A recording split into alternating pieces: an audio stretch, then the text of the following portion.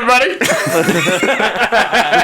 Hello there. Here we are. It's the end of 2020. That's actually today is the last day of the 2023 season. Last day of 2023 deer season here at Illinois. It was so cold that we all pussed out and decided not to go out. Yes, it is. As you can tell, it's not much better in here, but we're going to brave through it. Yes, Negative 35 degrees out. Oh, yeah. With 20-mile-an-hour gusts. And I seen some people on Facebook are killing deer right now. What? Yeah, no All right. thanks. Yeah, no thank you. Podcast next weekend? Just no, yeah. Hey, you don't have to worry about if you're going to be able to keep it cool or not. You just leave that Oh, thing you shoot that thing, you got it, and it's frozen. There you go. You'd be getting it. You have 30 minutes to get it. Oh, yeah. You'll want to be getting it because your hands are going to be cold. Yeah, You just crawl up and say, where's Brady? Star Wars Just- style. It's already a full body mount. yeah. Just like Jim Carrey. That is how it is. Well, obviously we've been doing YouTube videos, and now we are venturing into the podcast realm. Obviously, as you can see that. So, this is, and we decided on the name Tales of the String. Yep, Tales of the String. So, that's pretty much just... You'll see that in every title of every podcast, yeah, so that that's way you how- can easily distinguish what's a podcast and what's something you don't want to watch. Which is be nothing, because you want to watch everything of ours. So... That is it. So I guess we are going to be starting with topics. So we all four have main topics that we want to start with. Yes, so the main topic is recapping 2023 season. Now, we can still go out squirrel hunting and whatnot, which we might still be able to squeeze out if it's not negative 4,700 degrees outside.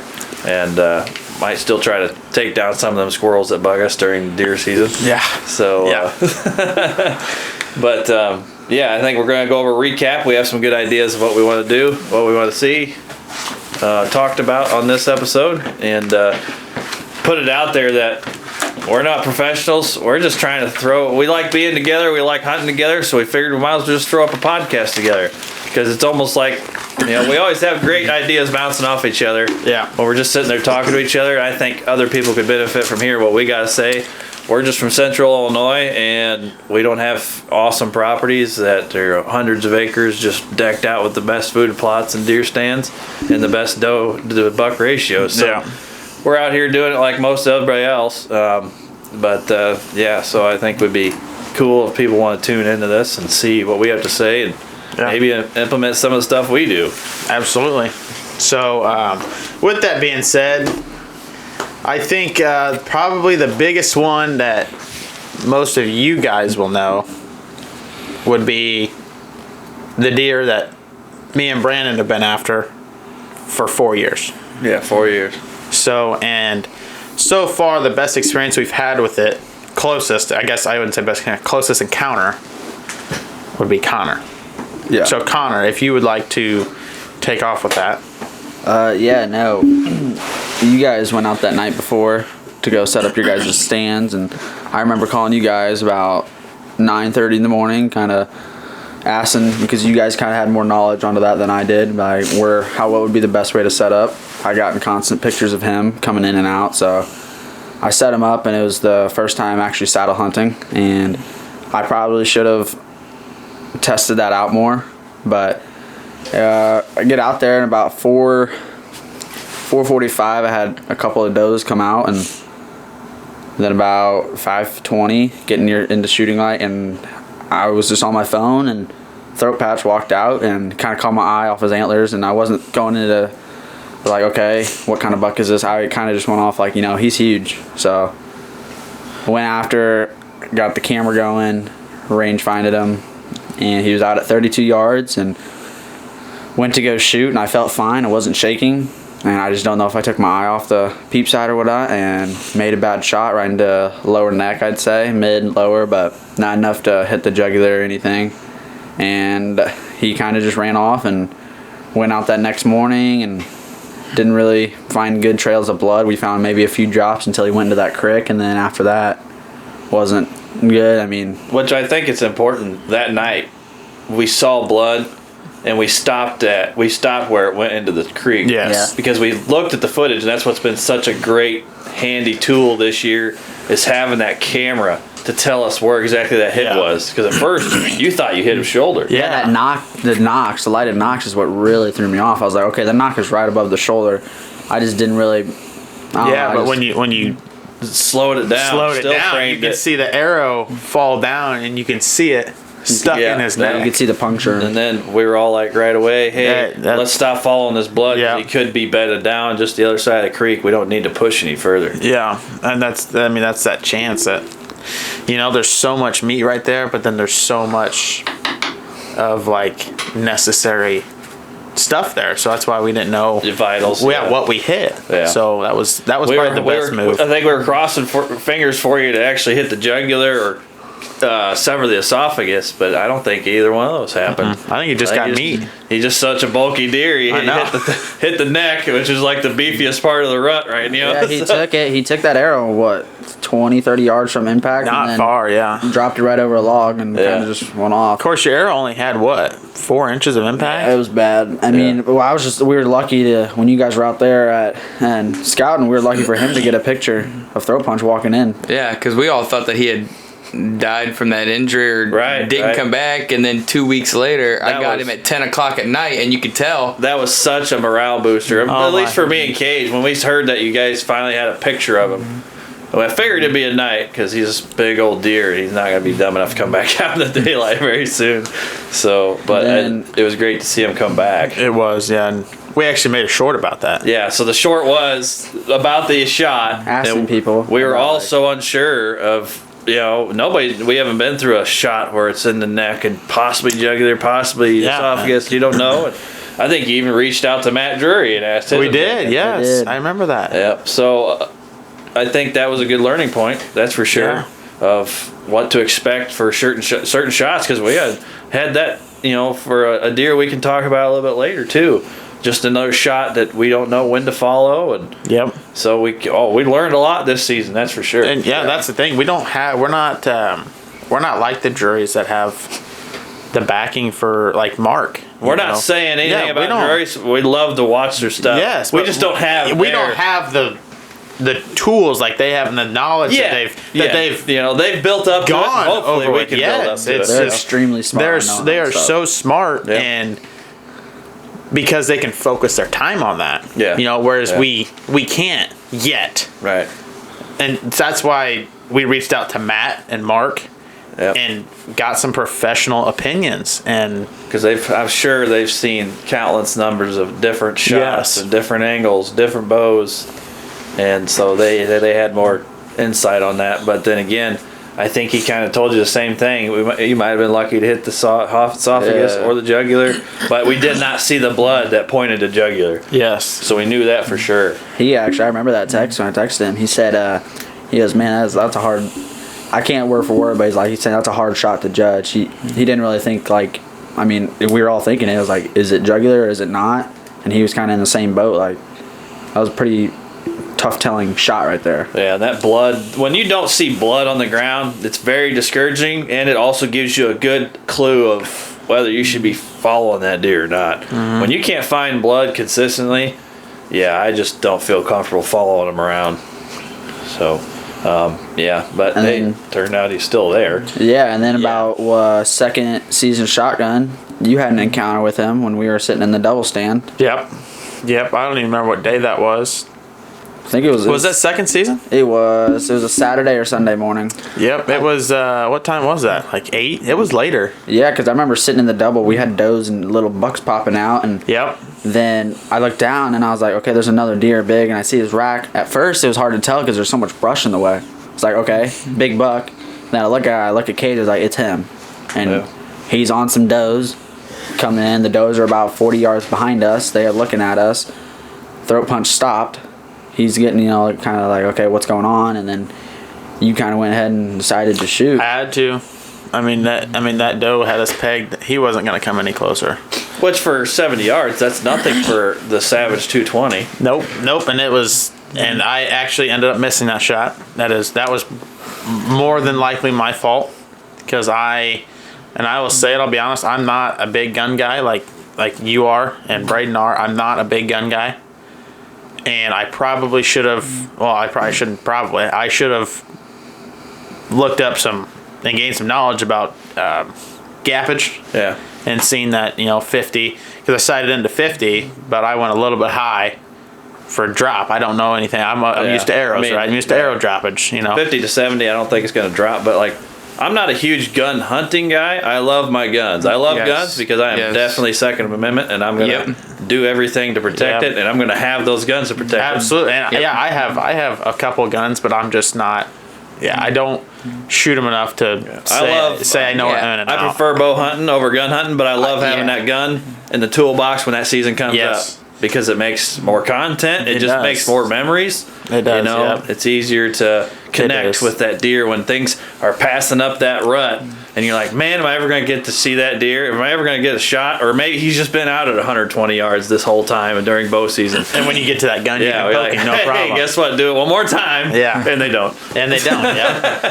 So no, but that was my fault. I should have looked up about shot droppage with a gun, a firearm, and I didn't. So I aimed high back. I put it pretty much with his back, and I just went right over him. Yeah. And I didn't even look for him. I knew I missed. I mean, right then and there, I knew I missed. Well, that was he didn't do a thing. Kind of another discouraging moment because the same thing happened when we were in the next day when you got your deer. It didn't react on impact. So then we kind of got thinking like, okay. You mean that the small one? Yeah. He hit that one dead on because you used the 450 that was day. with your We sighted them both into 50, and you smoked him at 50. Yeah. You smoked him twice. Actually. That deer didn't move. Right. So that didn't flutter a tail. That doe I shot at 234 yards didn't move. It's the 450 as such. They didn't do the muscle lock. They didn't flick at their tail. But it that stood 450, there. I think it's that 450 moves so fast, and it created such a tiny hole. Yeah. It wasn't gonna give you anything. So I mean, they were just you thought you didn't hit it. Yeah. We walked up to it. You hit it perfect, right where you were supposed to. And when we gutted it, you obliterated the heart. Yeah. Obliterated it. I think they're just in shock with how fast and also, that bullet moves. It's just a testament to how tough the white-tailed deer is. Oh gosh, my yeah. You can hit them in a bad spot, but it's going to kill them. But they can still go for almost a mile. It's insane. Sometimes they'll just drop dead in 10 feet. It's just unbelievable the differences you get in certain shot placements. You could be the exact same shot every time, and you get a different result every time. It's weird. Yeah, it's crazy. But going back to what you're saying, how you said it was discouraging. It was discouraging in the moment. Yeah. But then it was encouraging because to know you didn't hurt. To know I didn't injure that caliber of a deer. Yeah. And never see him again. Because I saw him that night or the next morning or one of the two. He came in about 50 yards and then he turned around and went to go back on. And that was does. That was on the CRP, correct? Yeah. That was new property. Yeah. And then your shot was at the old property. Old property. So that was in a day. When we deemed him throat punch because you shot him in the neck, that was on the new property. Yep. That was pre-rut. Yes. Just pre-rut. October 14th. October 14th. And then you turn around second shotgun season. I think it might have been first. No, it was first because I shot that. Because we sighted those guns in the night before. Night before second season, yeah. Night before second season. Nope.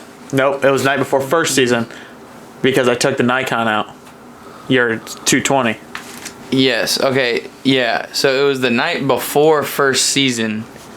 So he was throat punched before shotgun season. Well before shotgun season. Yeah, because it was October 14th. I'm just kind of circling around how it's amazing. That caliber of deer is still sticking around even though he's been target practice. Yeah. I mean, that just goes to show that I think that he knows if he stays before shooting light, after shooting light, he's safe. I think that he knows the times to come out because that's why I get him at night every time. 7:30. He's out 10:30 or like I got him at 5:30 and shooting time was 5 and he knows. I think that he knows the times to come out because people have tried to get him before. And that's one of the things that we want to note. Where we hunt is not the destination for a deer. It might be like a temporary, maybe almost like a pass-through feed point because we do have, crops. Like that new property was had fresh cut corn. Yes. So they were coming out eating the corn like crazy. That was the more night after the corn got down. So and that's that just tells you right there. I've always heard, hunting a fresh cut cornfield, just beautiful. You can't beat it.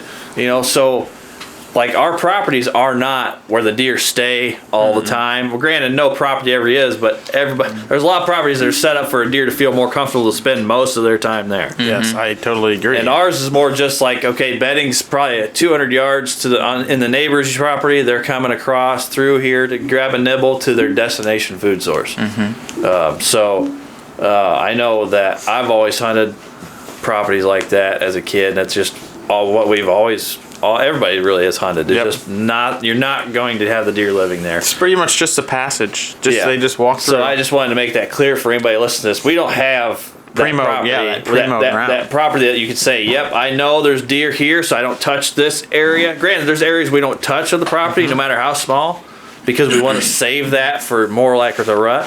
But there's just we just don't have that. Oh yeah, we know they're always here, so we're not touching that. We want to catch the zones. No, we don't have that.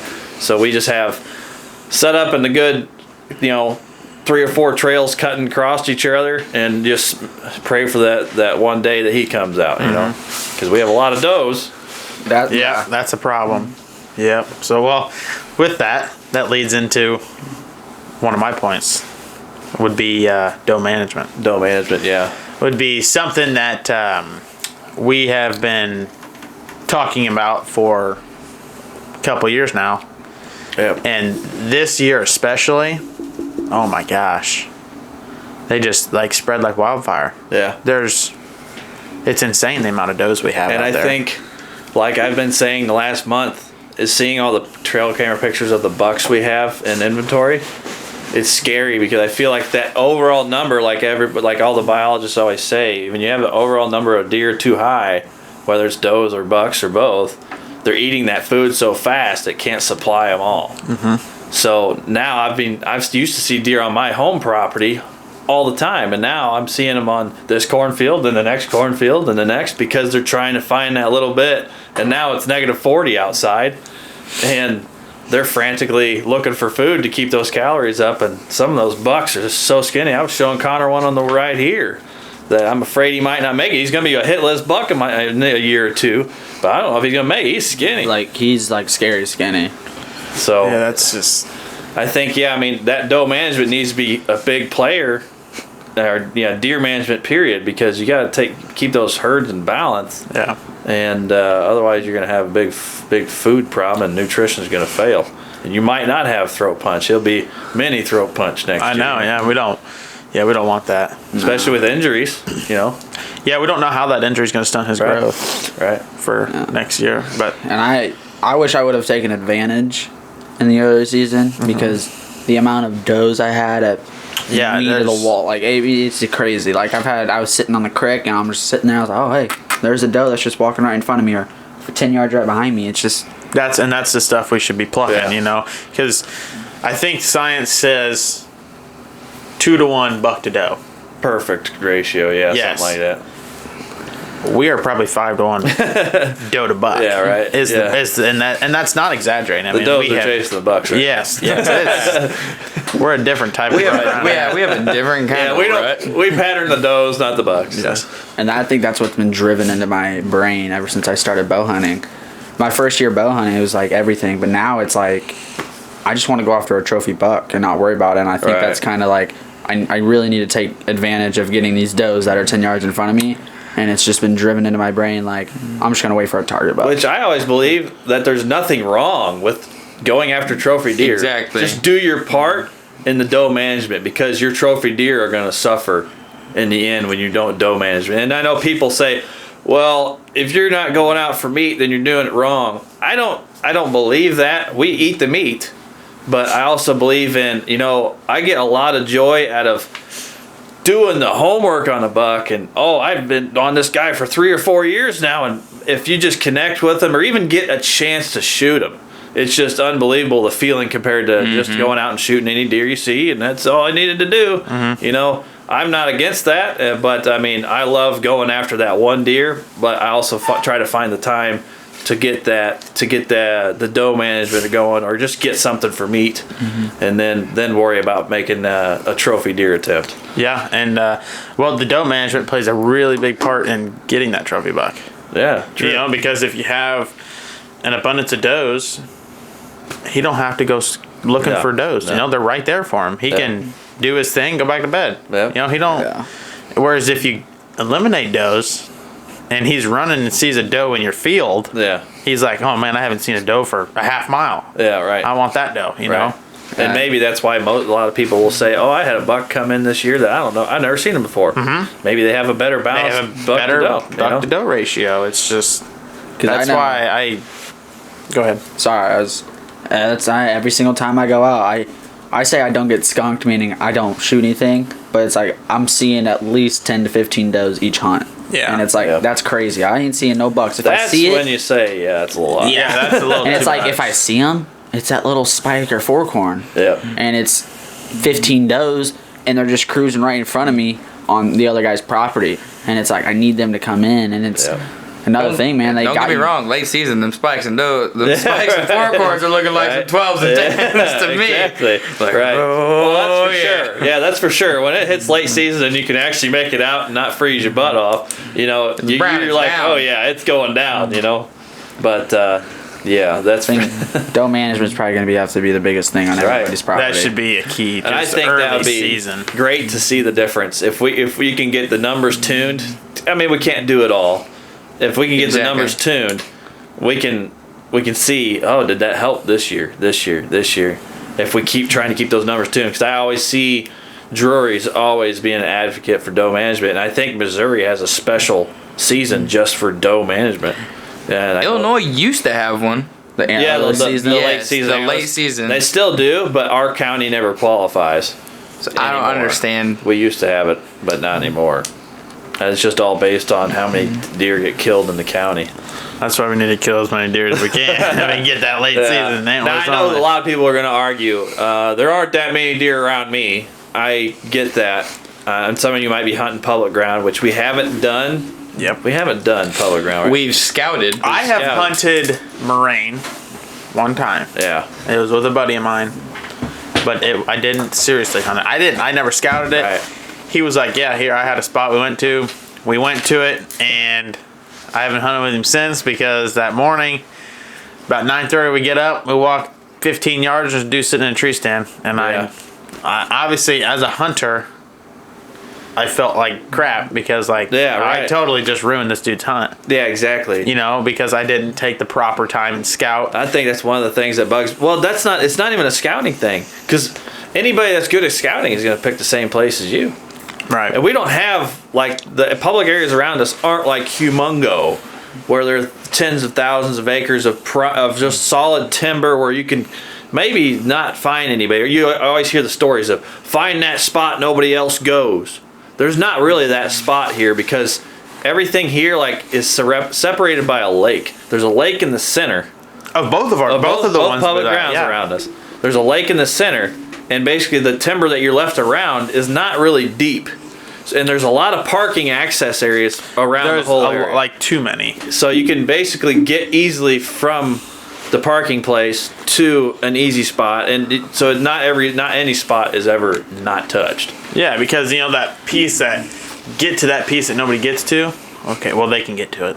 Yeah, exactly. You know the piece There's that. no get to Yeah, it. the pieces when we look on our HuntWise and Onyx, that we're like, oh man, we need to get to that piece. Yeah. Okay, we start driving. Well, there's a pull-off point right there. Uh-huh. People are definitely there. Yeah. It's just because our publics are only what 400 acres.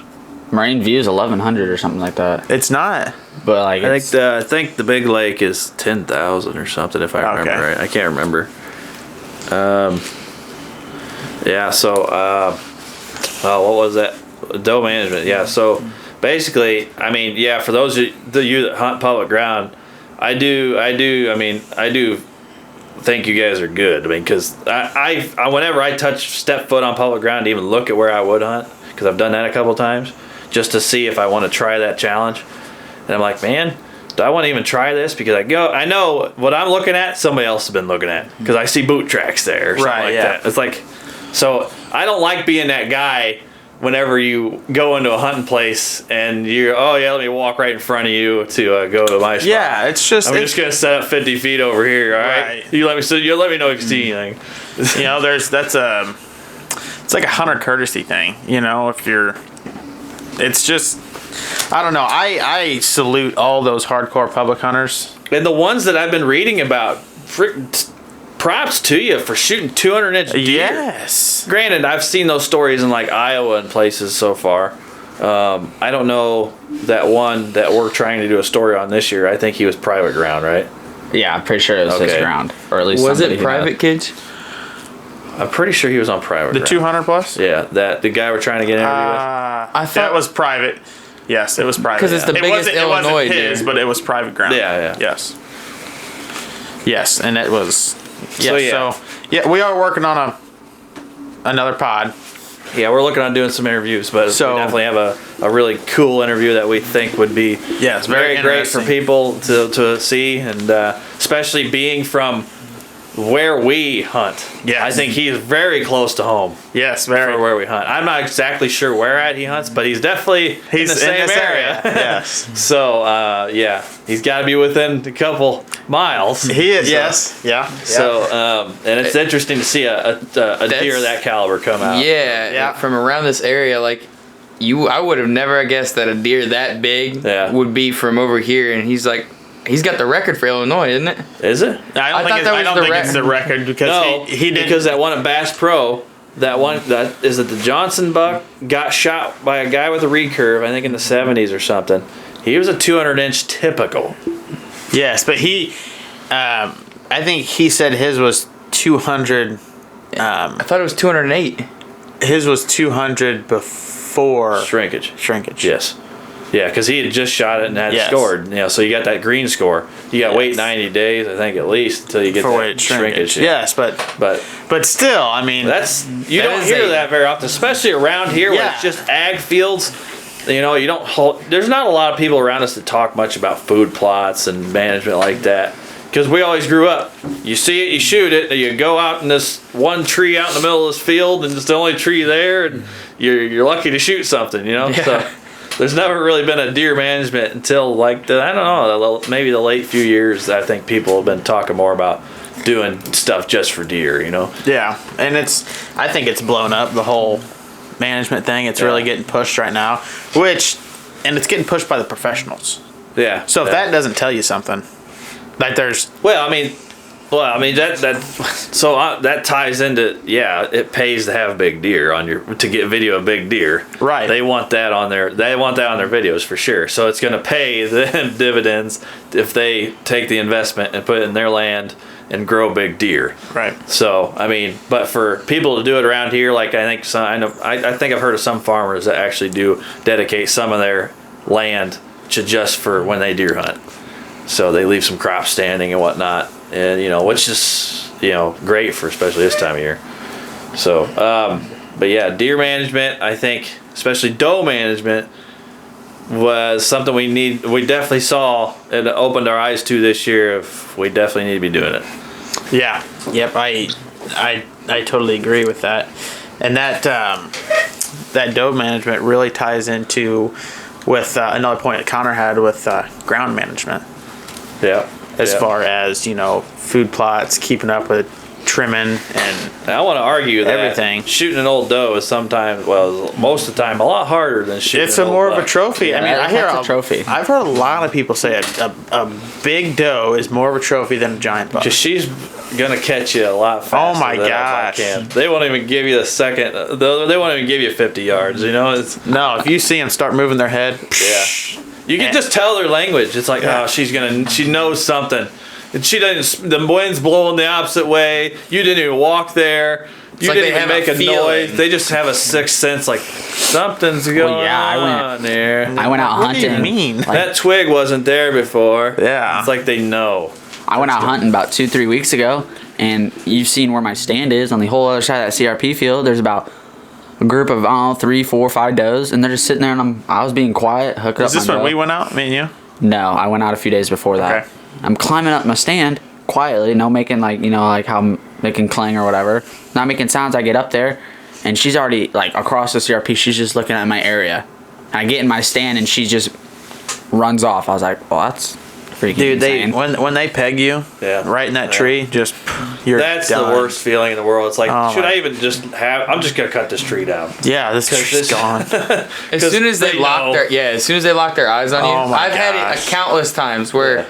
oh my gosh, as soon as they just go like this and they just stop, I'm like, Yep. well, I Once they can't even start- fart. Can't even fart. And I don't know how the pros do it sometimes because they're still moving in their stand. Like when you're watching a TV show and they're still moving, the deer's like, oh, it looks like to me they're looking right at them, but like they're I'm still scared. moving. I'm and like, afraid to blink. Oh yeah, I don't even breathe. I don't want to see a breath. I don't want them to see the fog from her breath. Oh, my breath. And then it's like, but they weren't even looking at you. You know? Yeah, it's insane. I mean, does just, gosh, dang it. I still get adrenaline when I see a doe. Oh, dude, yes. Like when I see a big doe come out, I'm like, oh.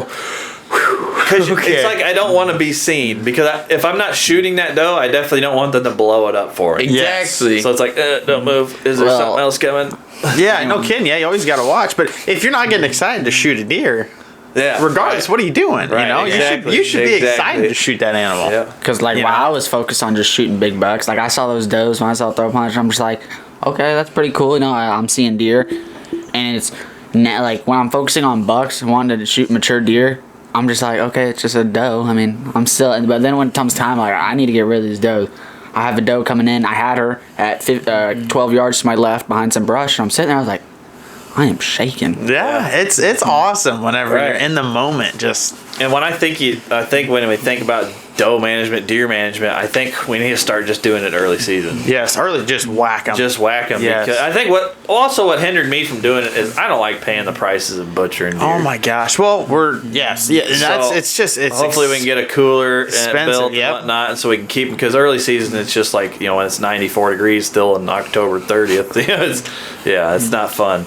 So I think that will help. I think just shooting them early season because we always say we're going to do it late season and just it gets too cold. Yes, and it's every year. It's We're those every- fair weather hunters. Well, I remember last year. It was what was the ending? I think it was the 15th. Was last year's. Yeah, it's I remember. around there. I remember going out there. I was like, okay. I mean, it was not cold. Yeah, You right. could see the grass. Yeah. Yeah, last and- year, and we're paying the price right now because we've had a really easy winter. Oh yeah. And it is. We are paying the price bad right now. Yeah. It is. What is it right now? Negative 35 with wind chill. I think so. It It's is like negative 35, stupid cold. 20-mile-an-hour winds. But that kind of makes us a little nervous. Yeah. I mean, it's negative 35. You know, we can't take it. How do we think? Yeah. How's the deer? How's that going to affect the deer? You know. That's why I want to tie in. Should we be shooting them in early season so that way they don't dwindle that food down to this time of year? Yeah, because if that it ties in really, really good, leaving food for late season. Yes. That Or ties at least in having so some well. food. So ground management. Yes. I think. What was that? That was a point Connor brought up, Yeah. right? I mean, what Ground management? What would you put in for ground management as far as what you were thinking about 2023? Well, ground management. I think we've got the crops at the new place. Old place. I mean, Now you're talking about ag crops, right? Ag, yep. Yeah, like no, corn and beans. Yeah, yeah. Corn and beans. There's those crops, and then at the old property, putting in what was it, Antler King? You guys did. What Normal blend food? was that? That was It grade Antler- 8. Great, yeah. Yep. I remember you guys were. I came in a little later that day, and we were able to put in a food plot, and It wasn't much, maybe a half acre. At Yeah. the Yeah, most, but it quarter grew acre. like a wildfire. It grew man. great, and they a just lot of destroyed deer. it. Oh my gosh. That's why I Tore it want up. to. I got a little spot near the creek, and I want to put. I don't know, just keeping them something because once that corn goes down, it's probably about a month after that the deer kind of stay out of that field, and it's kind of I want to find a spot where they can come to that's still in my range. Yeah, and I think a really good thing you have going for you is the farmer that farms it is doing. I'm pretty sure they're doing beans next year because it was corn this year. Yeah, hopefully they do the rotation. Yes, hopefully they do Yeah. the rotation. I don't know how Sometimes they're they going to don't, farm it. you know. Yeah, I don't know how they're going to farm it this next year, but you do have that going for you. At least if it's a typical farmer, it's going to be beans. You would hope. Yeah. I'm hoping it's beans because the way I'll put my saddle back up there and take down the stand that I set up because I want to get that stand out and move it in down towards the creek area. Right. I want to have my saddle set up where I was when you guys all came out there to track throat punch. I was sitting there on that corner. I want those beans to be growing because I feel like deer want to come to a corner. And Yeah, It's a plot. pinch point. Yeah, that Yeah. always. That You gotta always find, well, at least, you find those pinch points. Yeah. Because I want sure. that because when I'm set up there, it's 10 yards straight in front of me, that trail is, and they're coming straight from water out to food, and then they can go right back to bedding. It's all in like less than 100 yards right there, going around and around. So it's like if I can get them to stay there during beans early season, connect on one, be cool. And if not, then I got a backup food plot for winter that they can come into and kind of keep that rotation going. Yeah. And I want to add a food plot because I think the more food, I know that on our places we don't have near enough area to just be like, I want a food plot here, here. Right. Where I think what in my goal is wherever we can put food plots and are able to, that way we don't crowd it like here's a food plot and then 20 yards another food plot. Like on the new, we got the new property and everything, and there's a couple of spots where we could put food plots in openings, like in front of my stand. Yeah.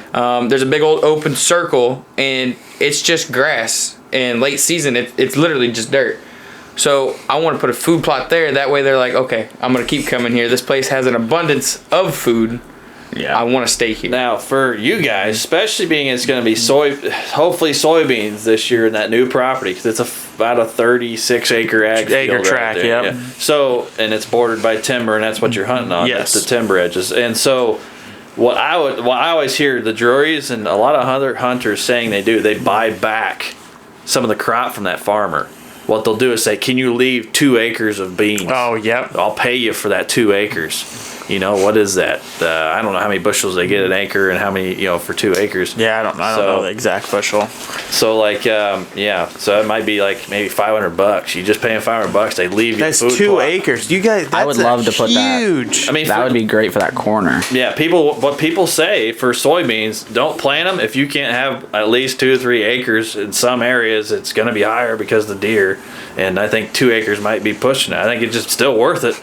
See what it does this year, the coming year, and then do better next year, or if keep it the same, whatever. But I think having that food is going to be phenomenal, especially right now when we always guess where the deer are going to be because we don't have the food. Mm-hmm. Right. Nobody does. And so it'd be nice to have that food, and if you could just get a couple acres of beans left, they love those beans late season. So Right, and that's a good point that you had there, leaving it, because we can. and you don't have to do the work. No, it's The farmer's already doing the the work. work's done. If he's getting paid for it, he probably shouldn't care. Right. I mean, you're making your money there, Yeah. But the one thing that me and you have going for us for the old property is our corn stand that we've always had. We Yeah. know that farmer alternates. Yeah. We know he does. For the past 4 years, he's done it. So that'll be It'll be beans next year. beans. Yeah. That'd be nice. That'll be huge. Yeah, especially Buy off some of those. That's what I was thinking. Yeah. We need to buy off If some you can of just buy a square right behind the stand, Yep. Yep. you know, Yeah. that would be. It's better than what we have the ability to plant. We can still plant what we want. But nothing's gonna beat those beans, man. Nothing. Nothing will beat those beans. We don't have to put the labor in either. No, you just here's your X amount of dollars that you want. Okay, Yeah. can you just leave this square? Right. And I'd say over the last 4 years, probably 2 out of since they transition every year, those 2 past years have been beans. I'd say has been very successful because when we went out there July 4th, like 2 years ago, setting up stands, I remember we'd go down that and you look out in the beans and there's a basher group of just giant bucks sitting out there in the beans, and comes down to it and they're just still chilling there. Beans get down, there's still leftover stuff out there, and they're just eating it, going right behind the stand and everything. It's just the hard spot about that stand is that it's on a property that's really just like a passing point. That I feel like it's not home. Yeah. No, It's for sure. the property It's south not of their us. destination. It's not Yeah. their destination food source. It's not destination bed. Yeah. Right. The only thing bedding there is those spikes. Braden, I see you underlining some things. Did you have something to add there? I mean, like the dome management, it was a big one for me because almost all my pictures, as soon as it started, that first snow in November, almost all my pictures after that was 100% does. At a time I had 9-10 does on camera every time in front of my stand. My bucks were gone, Yeah. all of them. So to me, just the dome management on my area, like that new property is just filled. Right. Yeah. It's like the big bucks are there early season. Like I get them Yes. all the time, every day. I get them all. late season, the first snow, November, when it starts to chill up a little bit, that I get $1 here, $2 here, and then it's no bucks. I got 9, 10 does on camera here, or when I go out, I might see a little fork, then 9 does when I'm out. You can always get those forks. Oh, I'll get them forks. Yeah, to piggyback off of that, I feel like that new property is just outstanding for early season because building up from September until about end of October, even a little bit into the rut, it's like it is just phenomenal. Like I got pictures of bucks that I've never seen at the old property, and it's like, okay, these are giants. This is on my hit list. Like these 3 are on my hit list, and then it comes to season, gets down to about October or like probably like November 5th or something like that, the day of the time change, and it's like ever since that, it's like no bucks want to come into like that area. They got different stuff on their mind. Yeah, they do. It's just, That's just No, a great early season spot, and I think that's what we need to do, especially because I feel like me and you hunt that place the most, is getting the sources that the deer are going to want to stay on that field. I also think the ground management ties into, I don't think we talked enough about ground management. There's different aspects of it. Like, keep your hunting properties well kept. Like, overgrow to like stands, paths that they walk. I mean, their deer are going to clear their own paths. I mean, they form around them. But check your stands. I know a lot of people are like, man, like I go out and they're like, man, I should have went out a little bit earlier. Now my stands got fallen trees and now I got to grab it all. Take the time in like August, like we did. Take a pole saw, clear some branches. Trees grow. Yeah. Branches grow. For sure. Take the time to go clean up the spots, because if you can take that time to give yourself that shot beforehand and get used to your, I mean, there's gonna be trees that'll grow that you can't get, so now you have to adapt. Like at the old property, the corn stand has that tree that you have to reach around and shoot at. Yeah. I feel like that ground management of make sure you have a path to walk to your stand, make sure you have clear shooting lanes. That way you're not like, well, crap, I can't get to that tree. Now I have to find somewhere else to hunt. It's, I don't know, because we did that with my stand.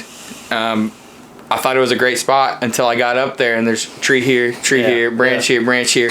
Sometimes you just don't know until that deer comes to that spot you weren't thinking they were going to be. Exactly. They're And always that- playing that chess match with you. yes, that Yes. ties in great with Braden's point that we had yesterday of putting in the time. I mean, Yeah. it wraps in so perfect with it from off the field checking gear to in the field. Make sure your stuff's sighted in. Make sure you're Exactly. comfortable with it. Quit changing it. Yes. You know, keep it there. I know I was always notorious back in my younger days. Whenever a new bow came out, I bought it, and it just so happened to be the day before bow season or something, and I'd be like, oh, crap, now I got to sight it in tonight. Yeah. And all that. No, I mean, just don't change anything, because you're going to screw up your own chances there when you go take a bow out in the stand. Yeah, that's the one thing I wish I did was put in more time in sighting in my bow on throat punch. I mean, I didn't put the time in. We bought that saddle when? That was like July. Yeah. And I was like, I wish I would have Right. put the time in to put a tree at mom and dad's, like put the saddle up in this tree, yes. shoot out of it.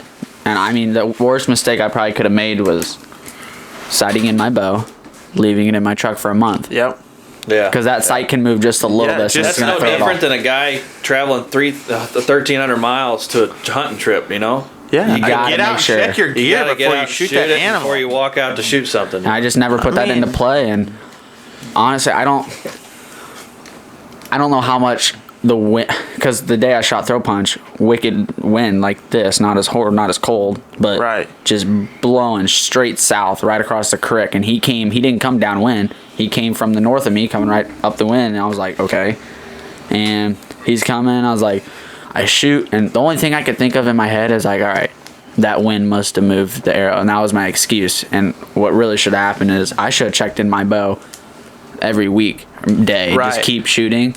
And that right there, I put on excuses of like, okay, I missed because the wind was horrible. No, I missed because I didn't put in the time. Right. Yeah, and I know a lot about arrows, and I know that there is wind drift, what they call it. I mean, that just happens, from vanes and drag from your shaft of the arrow.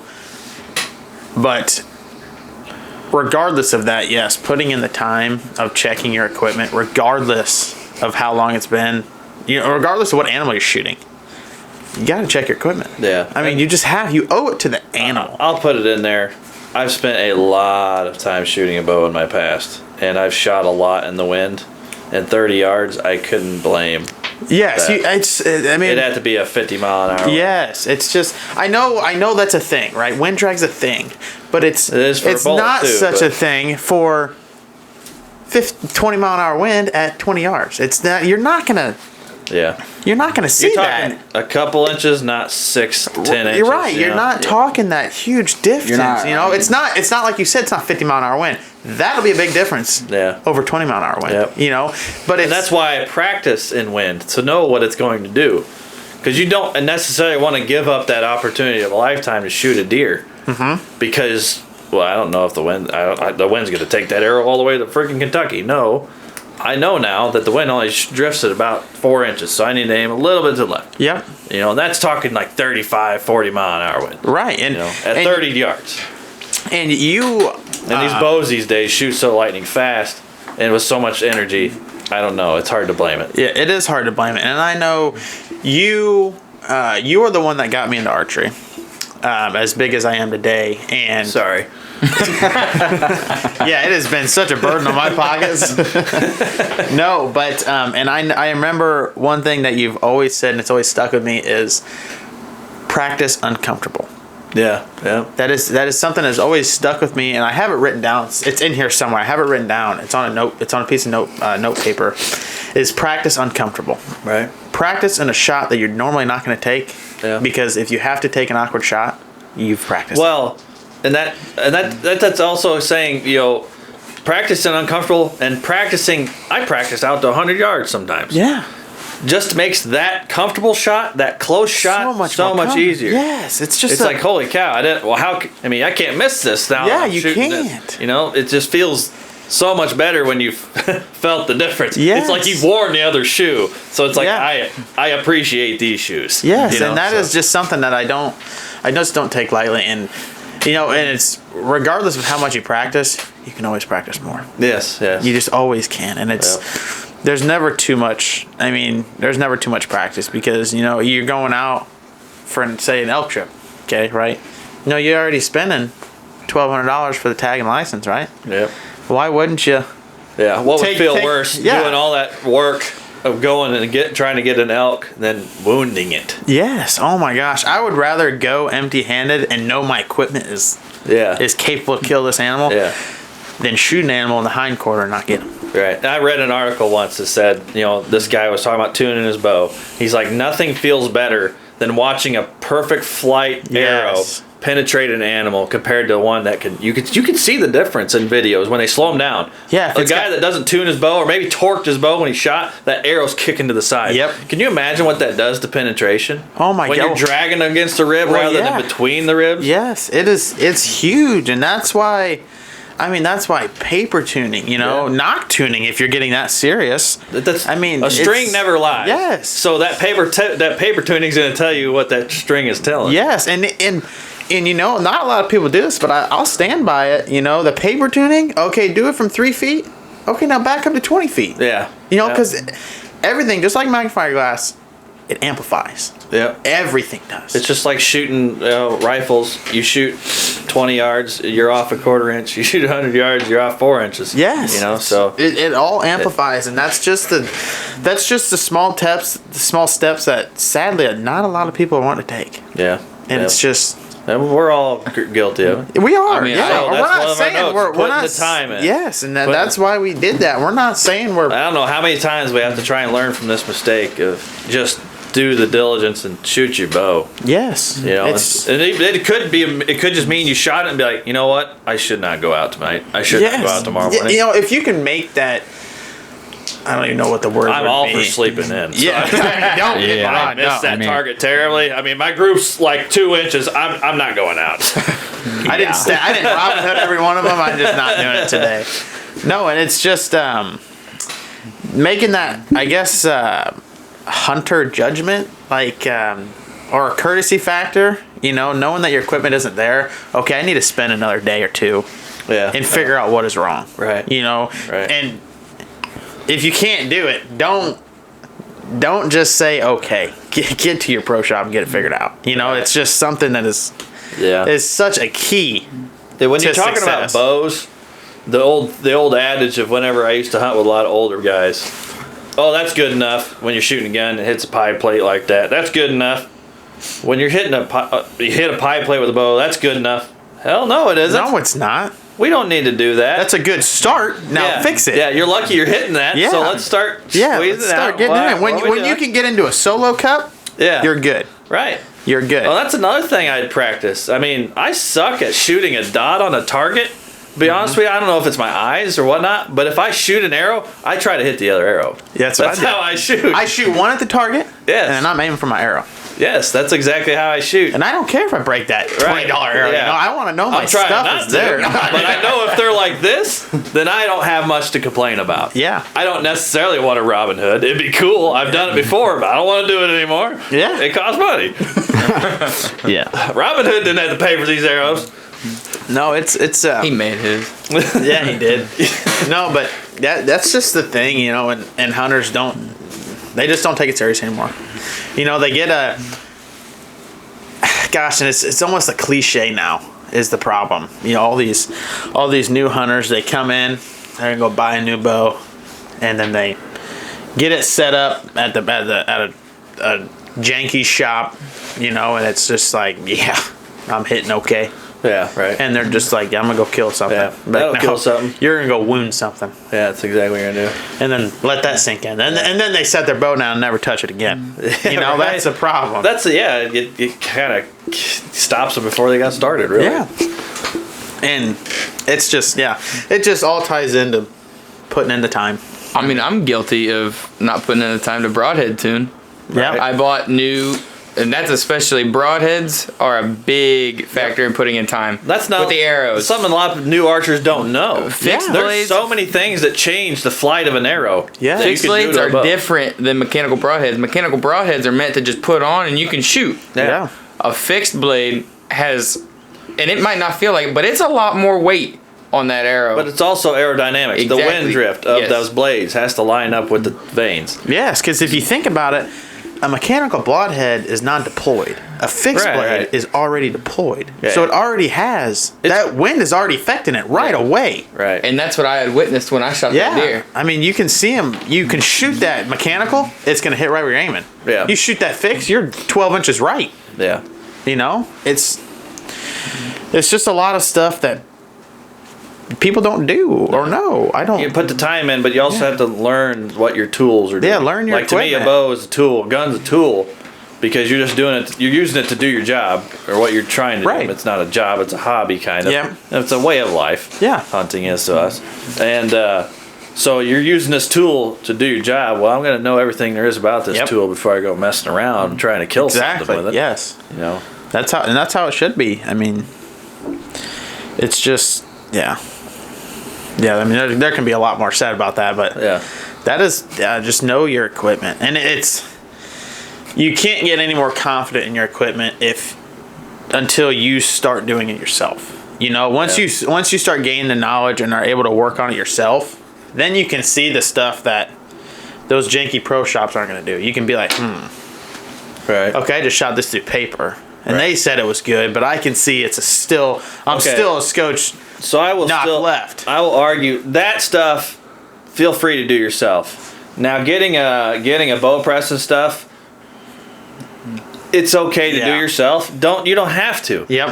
But do paper manage or do paper Yes. tuning, because honestly, if that bow is shooting bullets at one point and it's not now, if the bow hasn't changed anything, then the Indian has. Yep. You're doing something. You're torquing it. You're doing Yes. something wrong, or you're using the wrong arrow for some reason. You grabbed a different arrow. Mm-hmm. You changed your arrows. A little bit of grain difference makes a difference. Yes, it does. So you can't just say I'm going to do my own stuff because I think they didn't know what they're talking about. You know, if something changed and you didn't really change much, then it's probably you. Yep. So you got to check on your actual form. Yes. So I mean, It's just- I do say every archer should know how to paper tune a bow. Maybe do a little bit of maybe some string work, stuff like that. But yeah, that just becomes a more financial burden. Yes, it Buying all does. sorts It of does. crap. But I mean, the tuning aspect you can do yourself Yeah. for the most part, unless you got to twist strings. But at that point, you should know yourself that something is wrong. Yeah. That's the things that you can tell. Paper tuning is the best way to tell if something's off. Right, It's right. just like, whoa, that arrow's not flying. And that's right. the thing about the internet. You can get all sort of diagnostics, but it's hard to tell exactly which one to follow. You go following the wrong one, you kind of just did a lot of stuff to your bow you didn't need to. Yep. And now you got to go get it fixed because you didn't do the right thing. Yeah.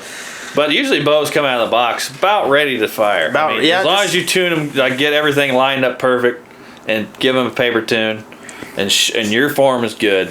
A new bow should not have to be messed with, other than the occasional my peep sight's not lining up anymore because the string stretch. Yeah. Stupid peep twist. No, that is, that's a really, really big thing. But another one of our really big key points was me and we have all been trying to secure property. Mm-hmm. Through these past couple of years. That's any hunter's right. adventure Yes, there. and that was especially here in Illinois. It's like nobody wants to let you hunt. I know nobody wants to let you hunt, and we got lucky. Yeah, I wouldn't say lucky. We got the privilege to get ground. It just opportunity knocked in the perfect time, really, like perfect way, because the guy that we got permission from, you had worked with him. Yep. And then I also, he just lives around the corner from really us both. Yeah. And so I was gonna go ask him, and then you're like, I think I know that guy. Yeah. And so, that was, man, when was that? did you ask him 3 weeks before? It's 2 weeks. I think you guys It was asked the him same night you made October. the short about throw punch. Wasn't it the 24th? No, We were out there when we made the short about throw punch. I remember that. Yeah, I remember that. But because we were in your truck. Yeah. But I think it was the 23rd or 24th. yes, I think that is correct. And we went out there 3 days later after we got permission. Mm-hmm. And that's when we set up cams, right? Did we set up cams or did we go scout? Was that it? Didn't we? Wow, I don't know. I thought we might have put up. We scouted first. I think the very next day or like very shortly after that, while we were scouting, we set up one camera, the Yes. one that's along that fence row. Yes. That we get all the that pictures scrape. from. Yep. And that was on the existing scrape, and then we ended up saying, well, because we found that really cool spot that comes to a point, and Yeah. we're like, we need a stand here. Right here. And then we really sweetened it up with putting a scrape, made a scrape, and put a camera there that did not function. I may have broke the lens. Know your equipment, people. No, it worked in this shop. I know it did because they were sending me pictures. JV Weld will not fix the antenna on a 4G camera. No, it will not. It works every week or so, or periodically.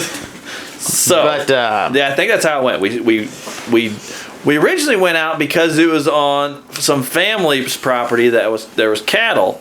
So we went out there to check his property out because we thought we were getting that's permission correct. from him. Yes, He yes. said he was going to double check, but he said we could go out there and look around. Yep. And then did he say no first, or was that when I said, oh yeah, the guy that owns the property next door is this guy? I think we already had permission from him. We did. Yes. We were accessing it from the family. We were accessing from the family ground. Yeah, because the corn was still in, so the Yes. corn that was on the field we had permission for, we couldn't really. It was a pain to get through. Oh my gosh! And So- and we walked that.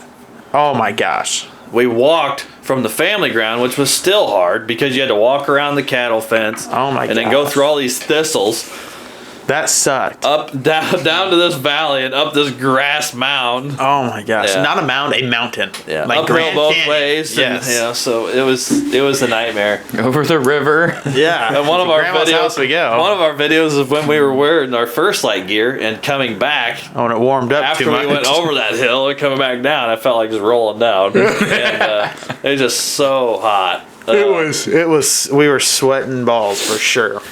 But no. So we got permission. So we did not end up getting permission from family ground.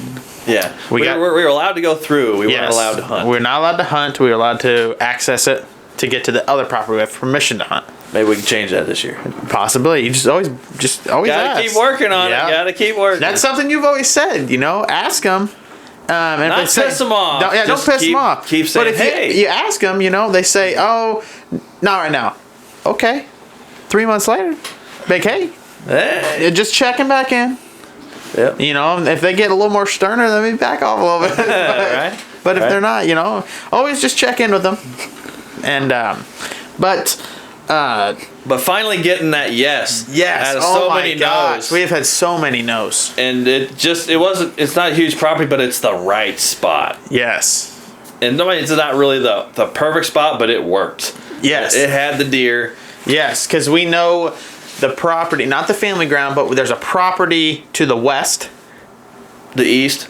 Yes, to the east that we know Oh yeah. has had Yeah. historical deer. But that's where the big yeah. boys came from Yes. too. They were walking from there. most We of the time. know that there's deer at this X property. We know there's deer there. Yeah. And to heavy get stuff. this property that we got was huge because it butted up to it. So that was huge. And then when did we set up the saddle? Was it a week later? I think so, because we had hunted it a couple times before prime time.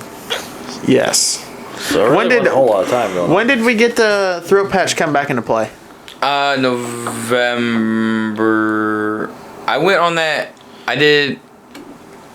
that cell site trip. That night he came back. So October 26th. October He came back. 26th. 2 days after Connor shot him. I shot him No. October 14th. Oh, okay. So It was almost 2 weeks prior post right. Connor shooting him. Was that the night we went and trimmed the stand? that's right. Because he went MIA for 2 Yes. weeks. That is right. We went and trimmed that stand night. We were walking back, and Braden called you and said he got throw punch on camera And we, after the shot. yeah, we were jumping and Yeah, it was cool to have We were that so excited. deer back in the frame. But I mean, having that new property in the game. oh my having another gosh, option. and getting out there. Yeah. I remember we were walking out there and we jumped a hit list. Yes. He immediately made the hit That was the list. day we were setting up the stands, wasn't it? Yep. Yeah. He immediately made the hit list. Yeah, there he is right there. October 24th.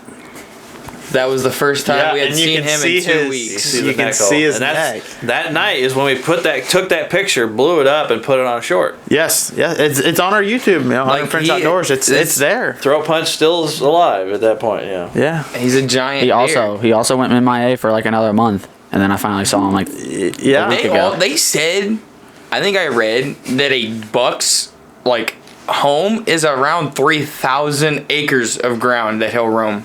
Yeah. It's huge. And I'm sure it varies based on what food he can find, what kind of doe supply he has. Yeah. So I mean, it's different everywhere. But they can roam miles, or they can just roam 300 yards in a circle. So just not your 300 yards. Yeah. No, No, I just mean, not you ours. guys- And you guys set it up perfectly with that layout that you guys have with that permission that you guys got. I mean, coming off of heavy, thick That was like trees. the only place to go. it really was. Because the only and- other spot would have been the bedroom, and you Yeah. don't want to go there. Yeah, and honestly, we were a little nervous about that spot because we sat there a couple times prior, and you sat there more than I did at the time, but you said that our average shot is looking like 50 yards. Yeah. Remember, because they were always walking that out was there. that was before the corn was taken out. Oh, Because that okay. waterway was about our only open shot. That's right. That's right. And then once corn was all out, it was all game from there. Because I went hunting the night before bully buck, and yeah, they were all around me in that cornfield, easy 30-yard shots. Okay, and then. So then, did we have any encounters before that day? We almost connected with some does, didn't we? We were trying to, but they didn't come all the way to the trail the bully had on. That's right. We were trying to shoot a doe. Yes, we were. I was gonna. Yeah, and then we almost shot a coyote. Oh yeah. That coyote was right below us, and I went. Yeah. And man, I should He have didn't like just that. shot it. I should have just shot it. He thought you were gonna pet him. Yeah, I was like, no, come here, boy. No, but so I guess that leads into November 5th rolling around. Yeah. It was that a Sunday? It was a Sunday. Yeah, Sunday. November 5th rolls around. Time changes. Time changes, so me and Brandon were out there a little too early. November that day. 4th, I was there that afternoon and saw a lot of deer. One of the best nights I've ever had in the stand, and that's that. You called me at 7:45 that night. I couldn't get out. You until couldn't then. get out. They wouldn't let me go. I mean, Yes. there was deer all around me up until I just finally said, you know what, I'm going to put my red headlamp on, start getting down, because I'm tired of sitting here. I mean, I sat there for an extra hour and a half. And I was like, yeah, I'm done. I'm getting out. You guys are just going to deal with it. And they didn't really, I didn't hear any blow. I just heard them run off. So I was like, okay, that's kind of confident. And so, yeah, but I had a really great, the bully buck was in the group at one point earlier in the afternoon, then he disappeared before dark. Yeah, I think that was one of the best rut nights I've had in a long time. Long time. Yeah.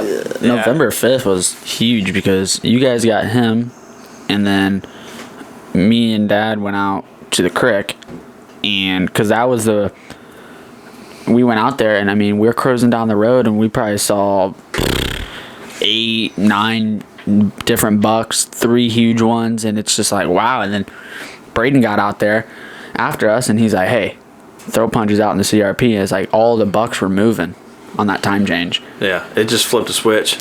Yeah. It was crazy. A little bit where we were, like that property that we got permission for, it was starting to trickle in the day before.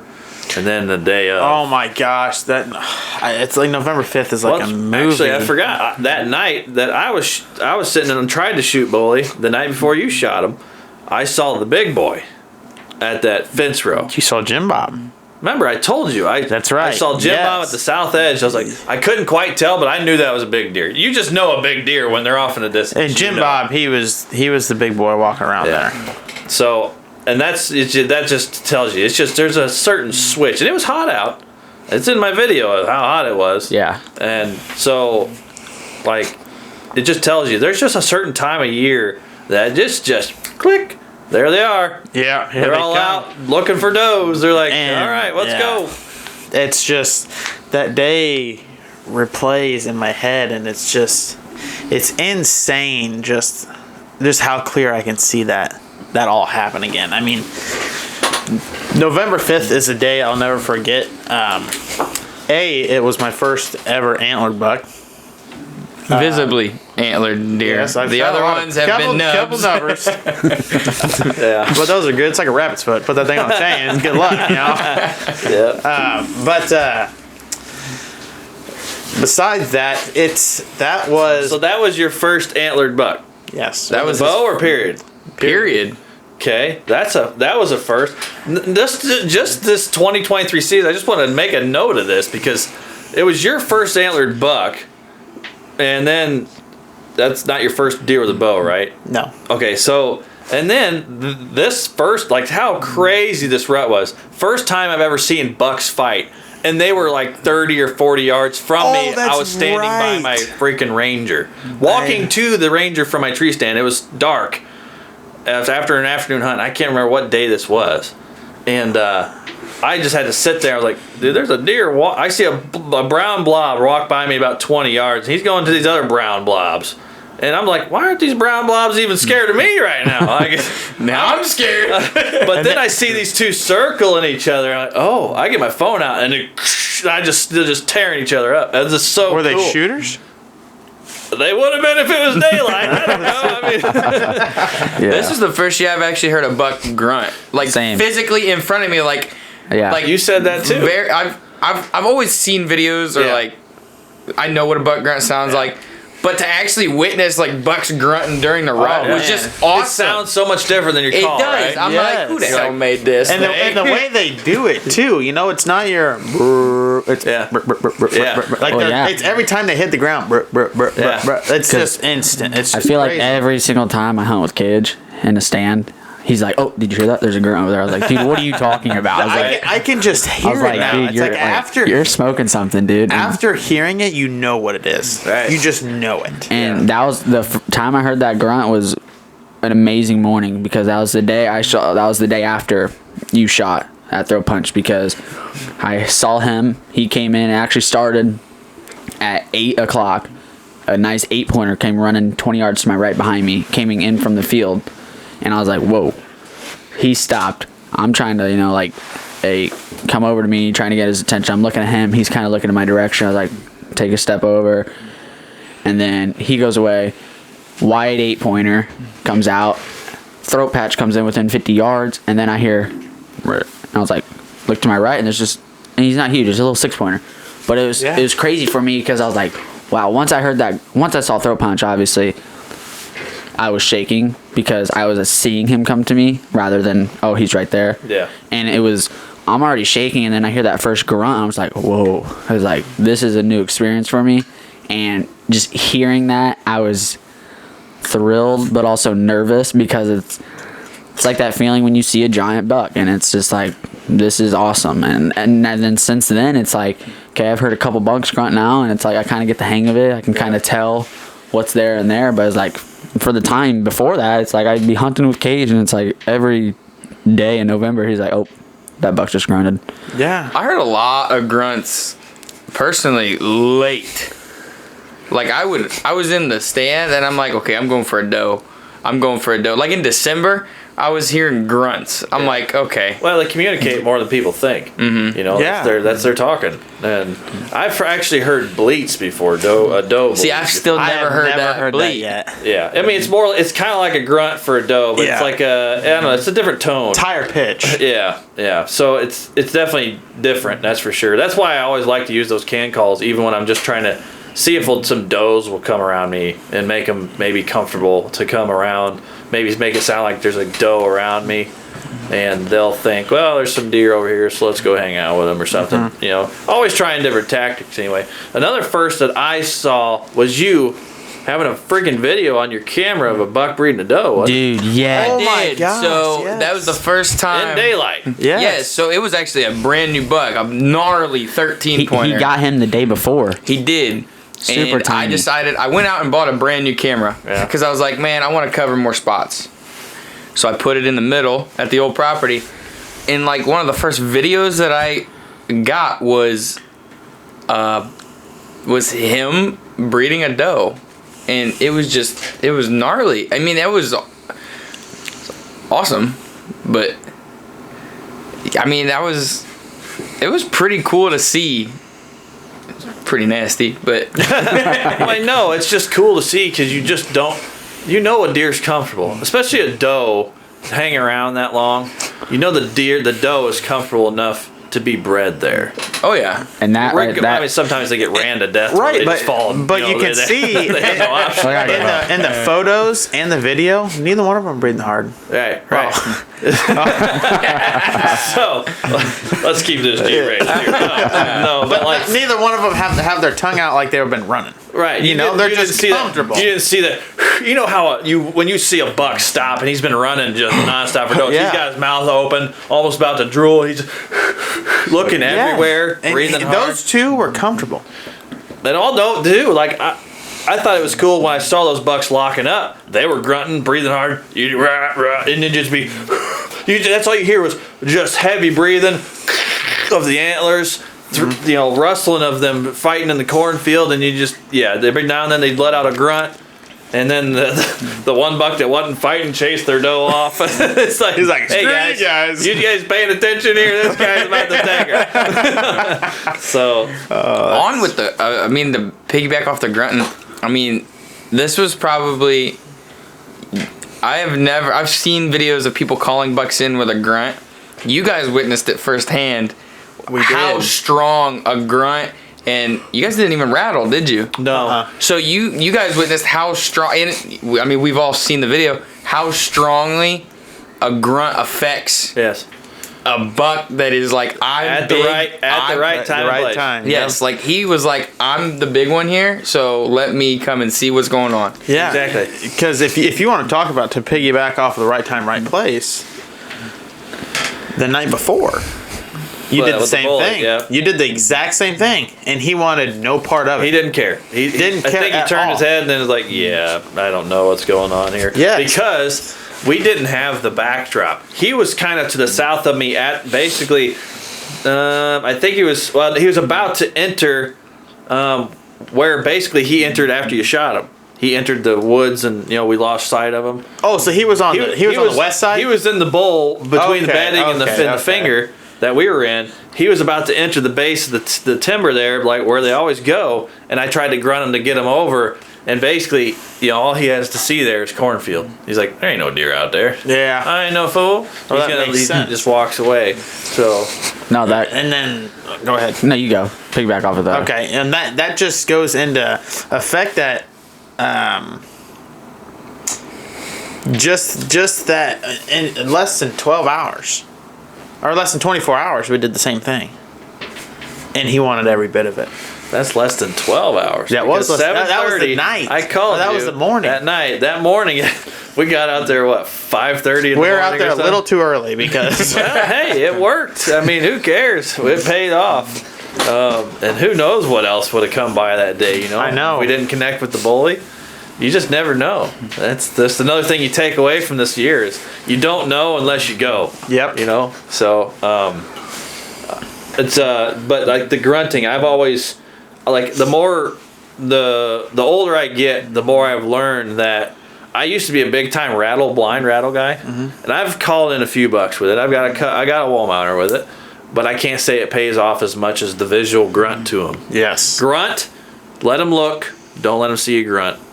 And then let them look away. Grunt again. Piss them off a little bit more. get him to come in. And get them to come in. And like you'd see on the bully buck video, that's exactly what we did with Cage's bully buck. Is we just played the fact that he couldn't see where that grunt was coming from. So he'd look away, grunt. And then he tried to walk away Yes. after he came in a little bit. He was probably 40-ish yards, and then he started to turn and walk away, and that's when Brandon hit him again. I did the old, hey, you're not leaving. Yeah. And, Well, we didn't use the grunt too on that last part. Get back here. And what was cool, we had another hitless buck, which he's not huge, but he was cool deer. LP was behind us. yes. So he was kind of working the stage for us without knowing it. Yeah. LP, I'm almost positive it was LP and the bully got into a fight. I watched them square up. I watched them pushing each other around. I seen it, and then I just seen LP. Remember, we saw him just take off running to the side. Yeah. I'm assuming that's when they broke, Yeah. and then the bully just disappeared. Right. We had no idea where he went, but I got a picture of him. Remember? Yeah, you said you got a picture of him. Yeah, and then he was just gone. We had no idea where he went. And then we're sitting there, and I look to the south, and I see a deer. And I'm like, man, I don't know what deer that is. And you hit your bino, and you're like, that's him. Like, that's the bully. Yeah. Like, that's or not the bully. We didn't have him. I don't even think I had the. I said it was the big six. I was Yes, like, the that's big so cool. six. He's such a huge 6-pointer. Yes, it was the big six. And I didn't have to look at the binos yet to know it was that big 6. Yeah. And oh yeah, that's right. You didn't look at the binos, did you? You could see like, yeah, that's the same deer I saw last night. Yeah. And we didn't grunt. We didn't grunt for a second because he was starting to work his way down to us. But then he started cut to the west or the east. And that's when you were like, okay, let's hit this. Mm-hmm. You hit that grunt, and that pissed him off. I always love to do everything I can, and that's why I never go out without a grunt tube at least. Yes. There's a lot of times I'll forget my antlers because they're kind of bulky. I don't like using rattle bags and stuff just the way I am. And so I have to have antlers attached to my bag, and it's just a little bulky sometimes. I just feel like sometimes rattling is just not the best antler. I think that plays into that herd management. If you don't have the right ratio, then it's just not going to fly most of the time. So, but whenever you can use a grunt, and maybe you'll be like, because I would imagine a deer are always going to talk to each other, and then they got somebody calling them out from across the finger that they think's calling them out. Like, who's this guy? Yeah. There could be 20 deer over there. He'd be like, you all want to talk to me about that? And he's going to come over there and pick the fight. But but rattling, they're not going to care. No. So. Nope, and it's crazy because you called him in, and he gets about 40 yards, and he must have got that feeling like, oh, whatever it is, I must have ran it away. Yeah. Because he just didn't care anymore. And then he turns and starts to walk away, and that's when you hit him with the grunt again, the big shebang, and it gets him, That one pissed him off because he's like, okay, whatever that was, it's still here. Yeah, right. And he turned around, and that forker's leading him. I remember that little stupid fork horn just sitting there leading him. He's like, come this way, come this way. And we have a scrape. What is that? It was 22 yards in front of us. Yep. Straight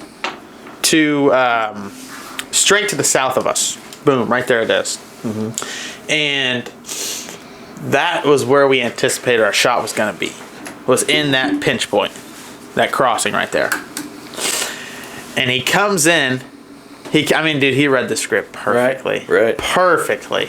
Walking it, gets up to the tree line edge, walking it down, walking it, and then the forker turns.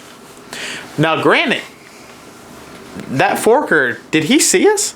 I think so, but I just said I don't care. Yeah. Because a lot of times it seems like deer don't care about their opinion. The forkhorns, it's like they just don't care about their opinion. Because I've always had several times where a forkhorn might spook for some weird reason, and it might not be because of me. But the other deer just kind of looking at him like, okay, whatever. That guy's Stupid forkhorn. That guy's freaking out again. There goes Hank. Jerry's off his meds. So, but the way he came kind of tells me what he was thinking. When he went through exactly where we want him to go, he must have been thinking, there must be a deer on the other side of these dang trees that I'm not seeing, and he's calling me out. So I think that was the perfect. Otherwise, he would have went to the other side where we would have had a shot along the field. Yep. But so I think. Just tying into 2023 here, just calling has been a new eye opener for us. And my gosh! The first times we've experienced this year, as far as the breeding, the fighting, tells us what we can kind of expect from the deer herd. Like, okay, calling's cool. Whatever we can do. The scrapes that we implemented, we even refreshed some scrapes with some scrape activator. Old scrapes, year-old scrapes that we brought back to life, and we're getting pictures on them. So just using scrapes and just keying in on all the sensors that the deer use in their everyday lives, just trying to make sure that we play them in our favor. I think we've really kind of been able to see that firsthand, naturally, what the deer are going to do with them. So now we can kind of try and figure out how can we play that against them to where now we can make it look natural, but we can be in our favor too. So just activating those scrapes, calling, stuff like that, I think we've kind of started to really play that in our favor this year. Yeah, nope, and it definitely goes to show to the people that say calling isn't worth it, that it is worth it if you do it correctly. Yeah. And if you do it when you gotta see their behavior. Yes. Because early season, okay, you're not calling those big bucks in. And you could test it too. It doesn't have to be a fact that they just interacted with another deer. It could be, well, let me give him a grunt, see if he even cares. Okay, he doesn't care, then I ain't gonna touch it. Yeah, don't sit there and Right. No, because then they're just gonna be like, I ain't going over there. I don't know what the heck's going on over there. Something ain't right. Billy Bob I ain't worried about them. The doe's got him. That doe's got him going. No, but that just not overcalling, but knowing when to call. Yeah. Is the big thing. And I think this year, on all of us, we have gained some knowledge on when we can and can't call. The thing about being in the deer woods, you're never done learning. No, you can't know everything. You're never done changing how you're going to do things. No, it's just, it's awesome to see. And going back on the bully, after he called and he's coming in, leading up to the shot, it was just all we had this planned out on where he was going to come. We just knew he was coming right here. And it was just spiraling right into plan and everything. And I don't even know if we have the video pulled up at all or not. No. But in the video, you can just see that he's following like the tree line I was talking about, and he comes right there, and before he gets there, everything's falling into place, and I grab it, and it's just it's a beautiful picture layout, and that's when my coat flipped out. I have this part of the coat here flipped out and went under my arrow, shot, and you can probably see it in the video. It kicks out, and it gets him in the back of the gut shot, Yeah. the back quarter of the deer, and you can see that he obviously didn't feel very good. Yeah. You know, you can tell at the video if you can't. Right. If you can't see, you can see he doesn't look very good. Yeah. But we waited, and We Googled it because we've never experienced a shot like that before. yeah, no, it was a Following up. first for everything. You with the deer that you're really trying to recover, you're really hoping. Granted, you're trying to recover every deer, but like it's just something different when you got a deer that you really wanted to connect with. So you don't want to screw it up for sure. You know, you don't want them chasing all over the neighbors. Yep. You wanted to keep them in that ground that you have permission for, so we didn't have to go chasing permission. And so looking up how to follow up a gut shot, I think we played the right move. Yes. And that's another thing we learned as a 2023 is following up shots. Like Connor with throat punch and following up this gut shot with Bully of when's it okay to go in. And I think we did the right thing, not waiting too long because you don't know if he could end up off of your property. Right. You're gonna have to do a follow-up shot on everything. I pretty much read up on a gut shot for a deer like that shot that you had. You're just gonna have to do a follow-up shot, and good thing we found him. I mean, Yes, and how long did we wait? We waited 7 hours. I think it was 6 To or go 7. back, Yep. and to be quite frank, I believe we probably could have went in a little bit sooner. right, But we don't know that would have jumped him. right. He felt comfortable after that. I wouldn't say comfortable. He was uncomfortable, but Looking back at it, I probably would have gone in probably in like 2 or 3 hours because Right. I don't honestly, with how small the ground was, I didn't want him to be somewhere in the walking for neighbors. days. Yeah.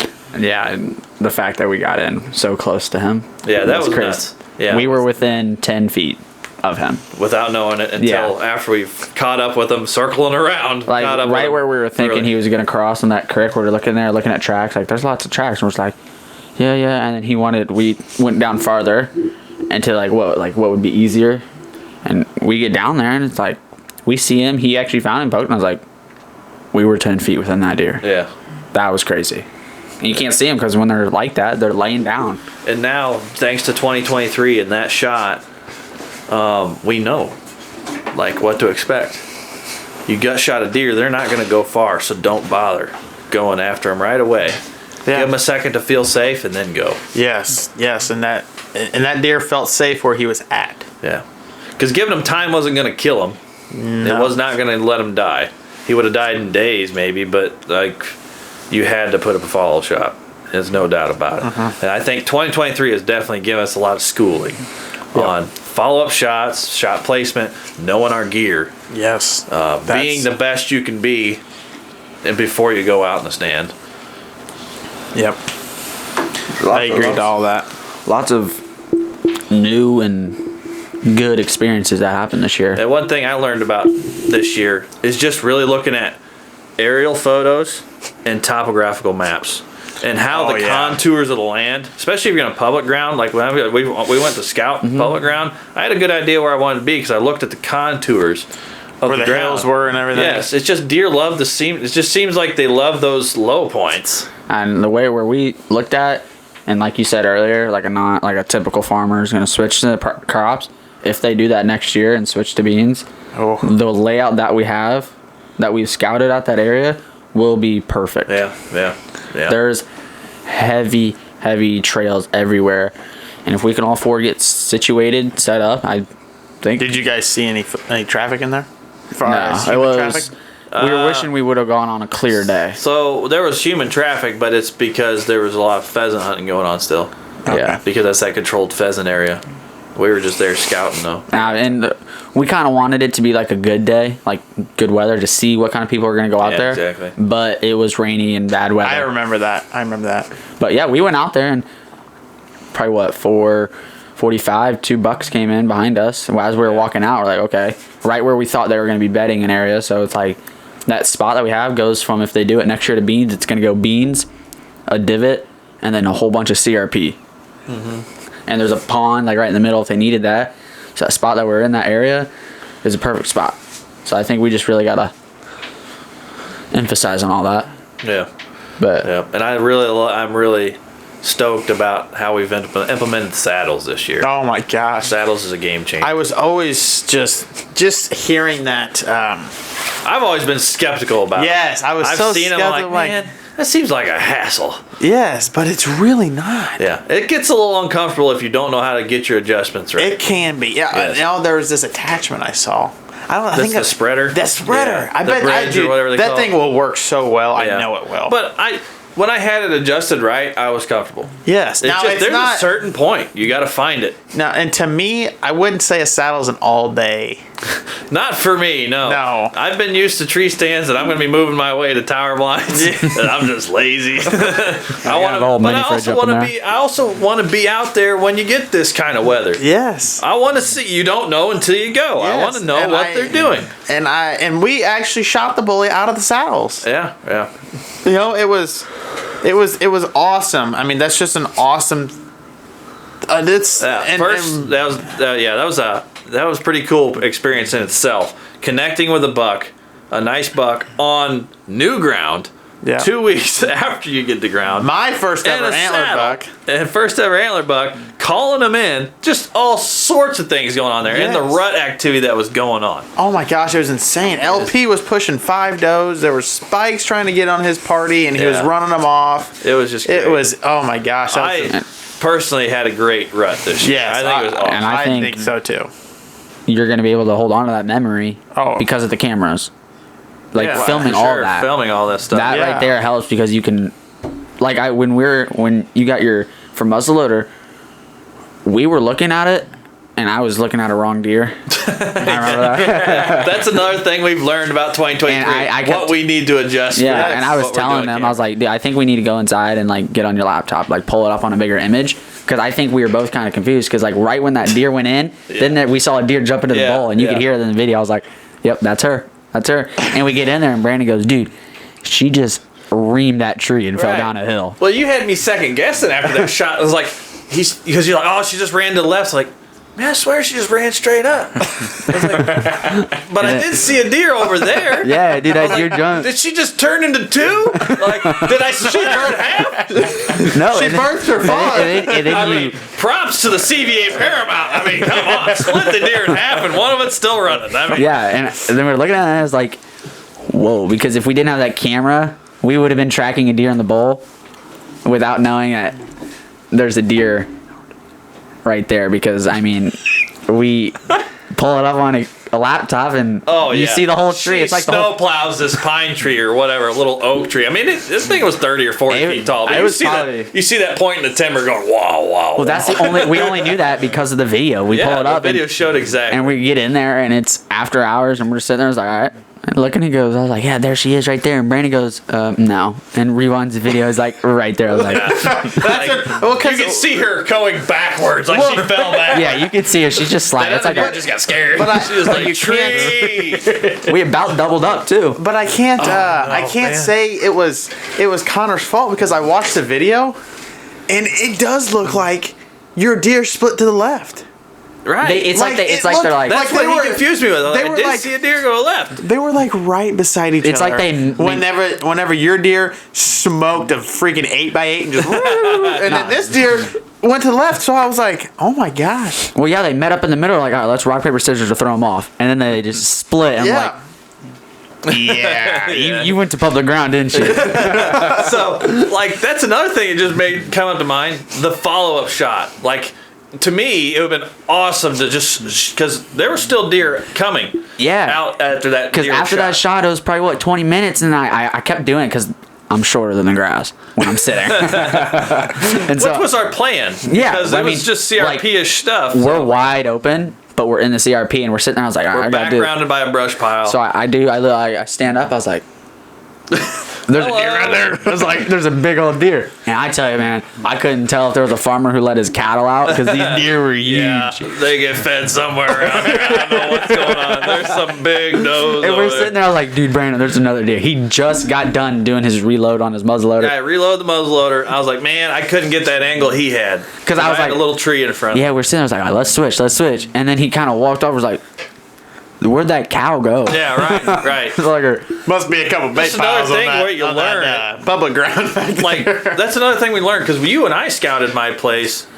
we scouted in the summerish 3 time. nights in a row.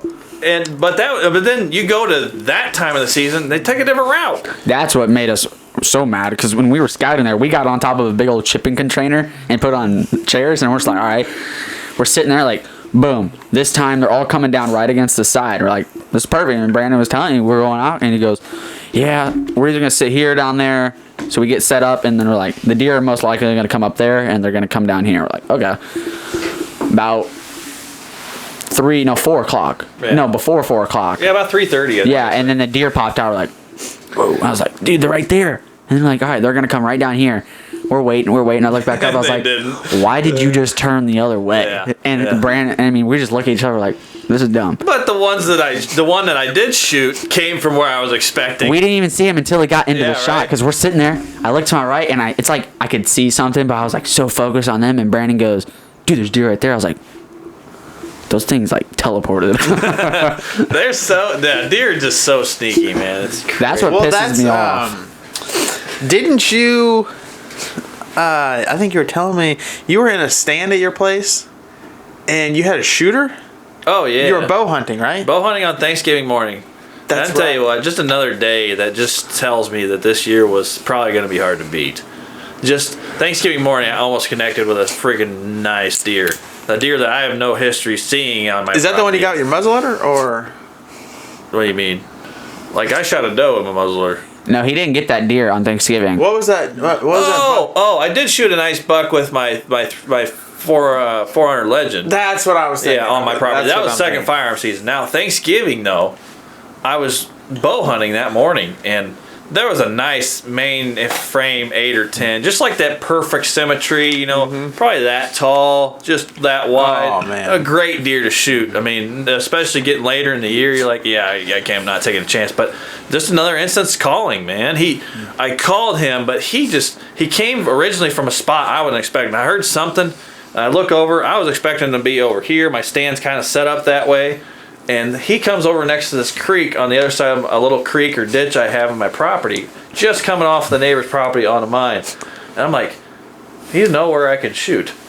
And he's good 45 yards at that point. So I call when he gets out a little further. I call.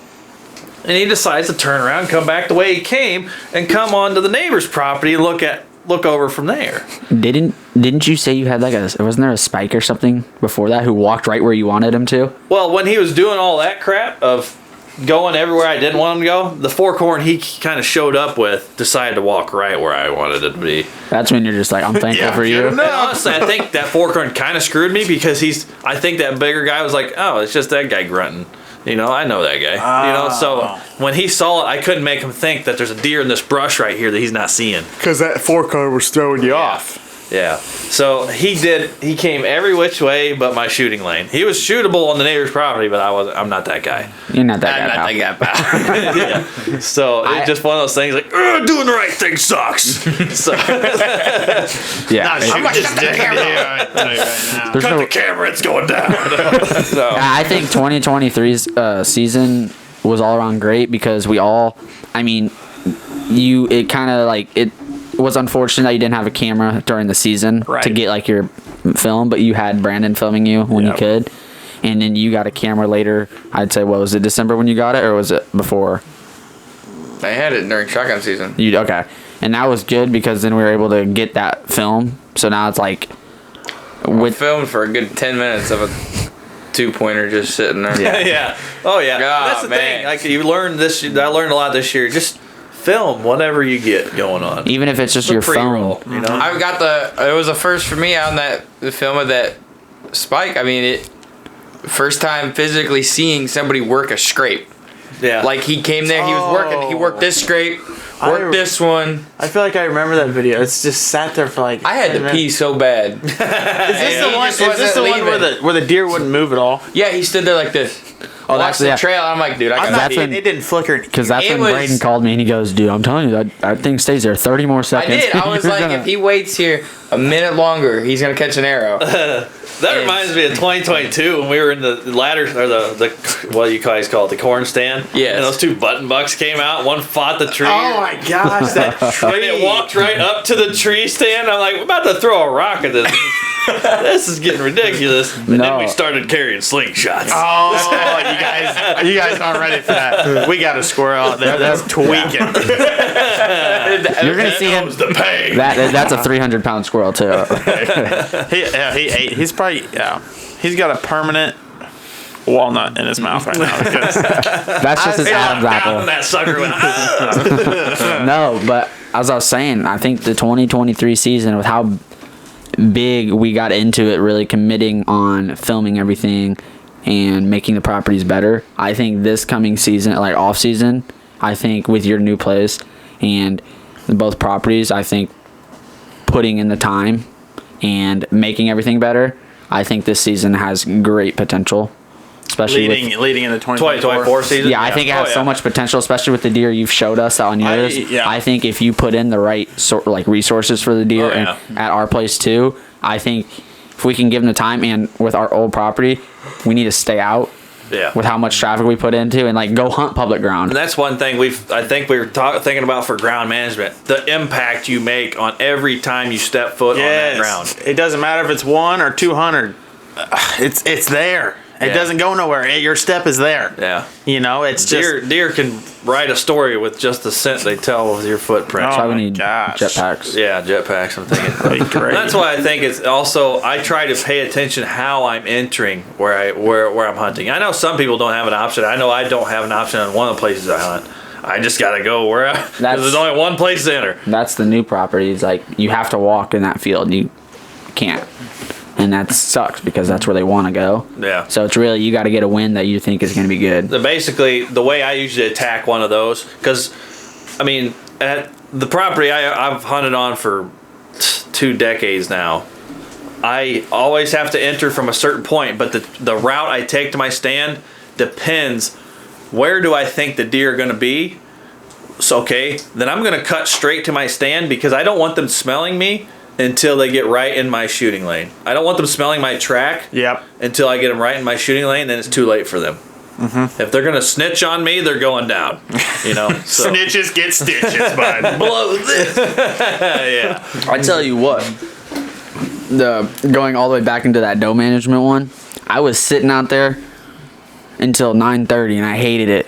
I don't like sitting out there late until the rut because if I'm sitting out there late, then my stomach starts to grumble. Yeah. And then it's like, I want That's one breakfast. Killer is that dang, you gotta And, eat. and about 8 o'clock, these does pop out across the CRP field like usual. I was like, okay. And then they come to me. I'm like, it's showtime. And I'm sitting there. And then boom, they disappear. I was watching them to my right at 30 yards. And I was like, where did you just vanish to? Because, I mean, there's a big old log. It's like, did you go inside it or something? Yeah. And I'm sitting there. I was like, I don't see anybody. I'm getting down. I'm hungry. I get down and boom, there they go. I was like, Yeah. oh, where did you come from? And it's Essential tools needed for a successful hunt: snacks, the Yeah. bow, your bags, Yeah. rangefinders. Notes of point.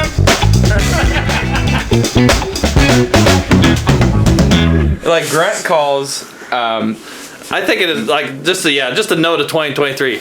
Don't go in unprepared. Even if snacks, drinks. I know. yeah. I got up into the stand one time. I'm like, dude, this is gonna be a great hunt. I've got everything. And I get the bow set up, my arrows. I see a couple does. I'm like, okay, grab my thumb release. Oh gosh. Oh no. I texted Connor. I was like, did you take my thumb release? Oh. I'm like, he goes, no. I climb down to the truck, get back up in the stand. I'm like, well, I either don't hunt, I sit here, or I sling it like Robin Hood. Yeah. Which I've done before. Yeah. With my fingers, but that hurts. I remember that one. I remember that one. Oh my It does god. hurt a little bit. Digs into the fingers. No, I mean, but- even just sitting out there is awesome. Yeah, To yeah. just watch the deer. I mean, there's been times where I don't even touch my bow. I tell you what, like just being in the profession I am. I mean, you guys are in the same profession, but you're a little bit different right. how you have to do it. And Yep. so just the stress you go through every day building up in the summer.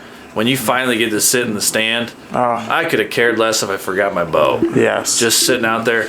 Getting away It's from like, everything. shut up!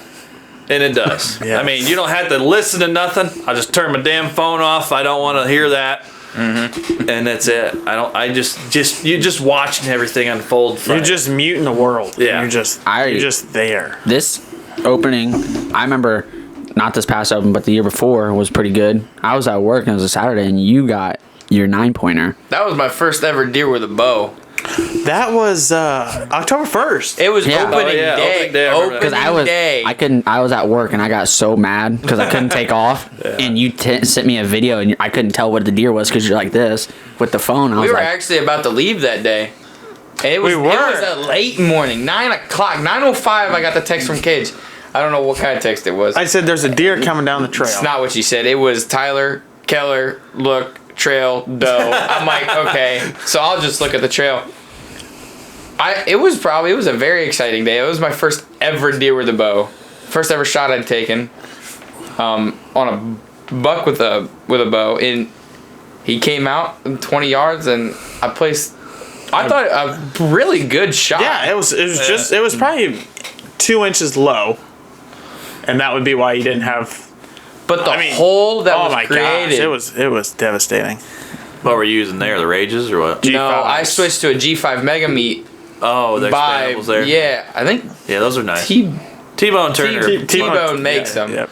Yeah. And the hole was just massive. I actually got him mounted. It was an awesome experience because I thought I missed him. Mm-hmm. I did, because he didn't kick, no nothing, and he took off running, stopped. I was like, okay, well, I'm gonna do that. Just come back here. Yeah, I can tell you didn't miss him. And yeah, I mean, Because it was a rush. he was sitting just inside of our timber, and I was sitting down. Right at- where at Mr. a- Krabs came out. Yep, I was sitting at another Which stand. was another hitless buck. And he For come another and time. the deer that Braden shot at come out. I thought he missed him. Mm-hmm. I was like, man, I'm not passing this deer. And then he gets a little closer. I was like, he didn't miss him. He must have hit him somewhere. And then he gets a little closer, and I can see some stuff hanging. I'm like, okay, he got him. Uh-huh. And now we have this neighbor that doesn't like us to go on his property. So That's exactly where the buck was heading because and nobody hunts that. that's when I was like, oh, I'm not letting this happen. Yeah. So I stood up and I placed the final shot on him to keep him from going over there because he was heading right for it because it's just super thick stuff back there and they all want to go die there for some stupid reason. But no, we got him and that was a really cool experience. That was 2022 really kicked off the time that I was like, I'm probably gonna get back up into the tree stand because I would touch and go on hunting. Like I'd be like, I'm gonna go out a day. Yeah. 2023, I touched it almost all Yeah. the time, every day, every morning, every evening, every weekend. Like I would make it a point to get out. And I think Boom, boom, boom. right before we talked about him, this opening day, we had us, four, dad, there was Like, yeah. 8 people out there at that old property, and the stands that you two set up on that tree that was right on the trail before you guys moved it. Oh, that kind Yeah. of tree, yeah. Before you guys moved it to the opening. Yeah. And Oh, I remember. Okay. I remember texting, I was like, dude, because I had 2 little bucks on me, and then straight ahead off that little gap that you guys were questioning about, giant 8-pointer. And it was like, we saw that one, like everybody had deer that day. And then from then on, it's just been like deer crazy that whole season. One more thing that made 2023 memorable for me, and I don't know about anybody else, the youngest hunter got his very first deer this year.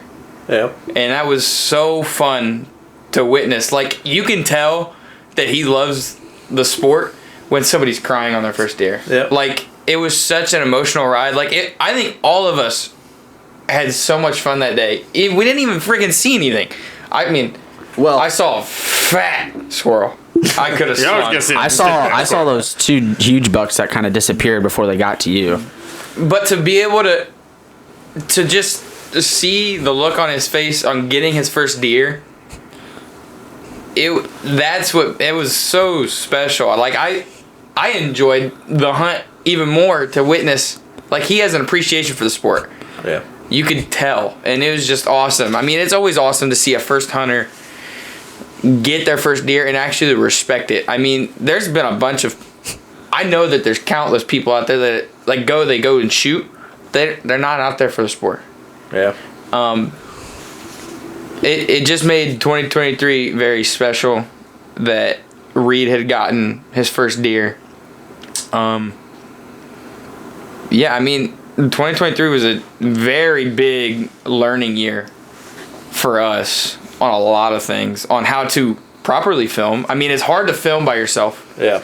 I learned that firsthand. Like, I was full draw handfuls of times this year at the new property, but this deer didn't come out where I had the camera pointing, so now I'm full draw. Now I gotta try and move the camera.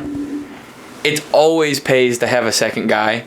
Yeah. Because they can follow that shot faster and better than you can. I think that just helps in the follow up too. Mm-hmm. You need that. You want that camera sometimes, or almost all the time, to tell you, can I go after that deer?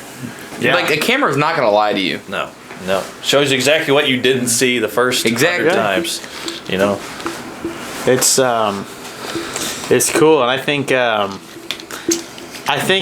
we can all say with confidence that it was one to remember. Yeah, this was a really good year. And it's gonna be hard to beat. And not only what happened, but as far as personally what we did, but as far as the channel too. Yeah. I mean, we have dedicated more now than we have ever, you know, and right. It just goes to show that the passion can grow regardless of how much passion you had the year previous. Yep. You know, this year we have taken great strides, and it's only continuing, you know. Yeah. It's not slowing down. Right. You know, we're only up from here. Yeah. And yeah. But yeah, we're always expanding the different, like, the saddles. Who knows what that's going to open up for us? Yeah. And, you know, just the possibilities for those of throwing them up really quick. I can go try to surprise this deer today. You know, throw this up in a spot where I didn't ever think I was going to sit. Stuff like that is just in the knowledge we've gained on scrapes and calling. Just gives us more ammo for next year, and hopefully the deer play along with the script. At least enough to get just close to this year. Because it's just hard to ever say that you're ever going to compete with the year before. I know. Or it's just such a great year. Granted, we didn't shoot monsters this year. No. Like, not everybody got a monster this year or something like that. But it was still a damn good year in my book because all the experience, all the chances we had, and that definitely taught us a lot. yes. It definitely taught us what we have to do next time to make it happen. If you want my opinion, I probably haven't learned more any year than this year. Yeah. You know, and I thought I knew a lot coming into this. I learned a lot more than I knew. Yeah. And then just getting a new property and in 2 weeks having to make a plan. And that just in itself teaches you, because such a quick crash course on where we go, how we get there, what route we need to do, and what stand we need to be in, what are they going to do. Bam, it happened. Yes. And now we know, okay, can we kind of almost copy and paste that in another place next time? You know, oh, what do we do here? Well, let's try to do it there. You know, so it's really cool just looking back and at the end of the season, and it came and went so fast. I know it. That's the worst part, is January 15th or 14th. Oh my gosh, it's usually that week of the 13th. Yeah. You know, or That's the worst something like feeling. that. That's It's the second week of middle January. weekend. Yeah. That's the worst feeling, It's is just when that last day hits. it just come and goes so And freaking fast. It's even worse when you can't do anything about it because you Like this year. Yeah, it's so dang cold. You're like, yep, I'm not. Yeah, like negative 35. Unless you got. That's where you need to go into those heated blinds. I mean, Right. yes, we have access to our Yeah. aerial blinds, but oh my gosh, it is freaking cold. I don't even want to walk the 100 yards down the trail. Well, then you're If gonna I have to had sit blinds there, on my place, I would have been. make definitely little eye holes to look out. But no, it was definitely a memorable season, Yeah. and it's one I won't forget. But I think we've touched all of our points. Did we? I think we have, and rounding everything out, I think this is one of our signature things. Connor, can you give us an ending joke here, bud? Ending joke on the spot. Let's go. Hit us with it, bud. Man, I don't even know what kind of jokes you guys Just want. give me a joke, bud. Give me a joke. Okay. Give us a good one. Something clean, yes. Something clean. I mean, Cleaner. Beer nuts. you should have given me time to prepare. When you said You that. should have given me Beer some time to nuts. repair or Dude, the Repair? beer nuts. Repair? repair. Okay, give the camera a joke. What's the difference between deer nuts and beer nuts? Beer nuts are under $1. Well, all right, everybody. I think that pretty much wraps up this first episode of Tales of the String. It is, what day is it? The 17th of January? Today? No, Today's the 14th. 14th? 14th, yeah. of January. It is terribly cold here in the tundra of You Illinois. can probably see our breath up Yeah, here in the yeah, shop. So, yeah. but no, this is episode 1 of the podcast. So, Yep. I hope you guys all stick around. I hope we can kind of help you learn from us, and we learn from everybody else out there on YouTube anyway, Yeah. So we're just here kind of helping everybody enjoy our ride as much as we enjoyed it this year. Yeah, and it's we're just Joe Schmoes. We Yeah. don't have all the money in the world to have the nicest We're gear. nobody just special. We're we're nobody working special. class doing what we love. And that's I think we can relate with a lot of you people, and we hope you all enjoy this kind of content because we like talking to you. So. Yep. But yeah, no, I think that's going to round it out. I appreciate everybody tuning in and watching it. And I hope you guys all look forward to the next podcast. And remember, can't get them if you can't hit them. That's right. Exactly. We'll see you. Peace.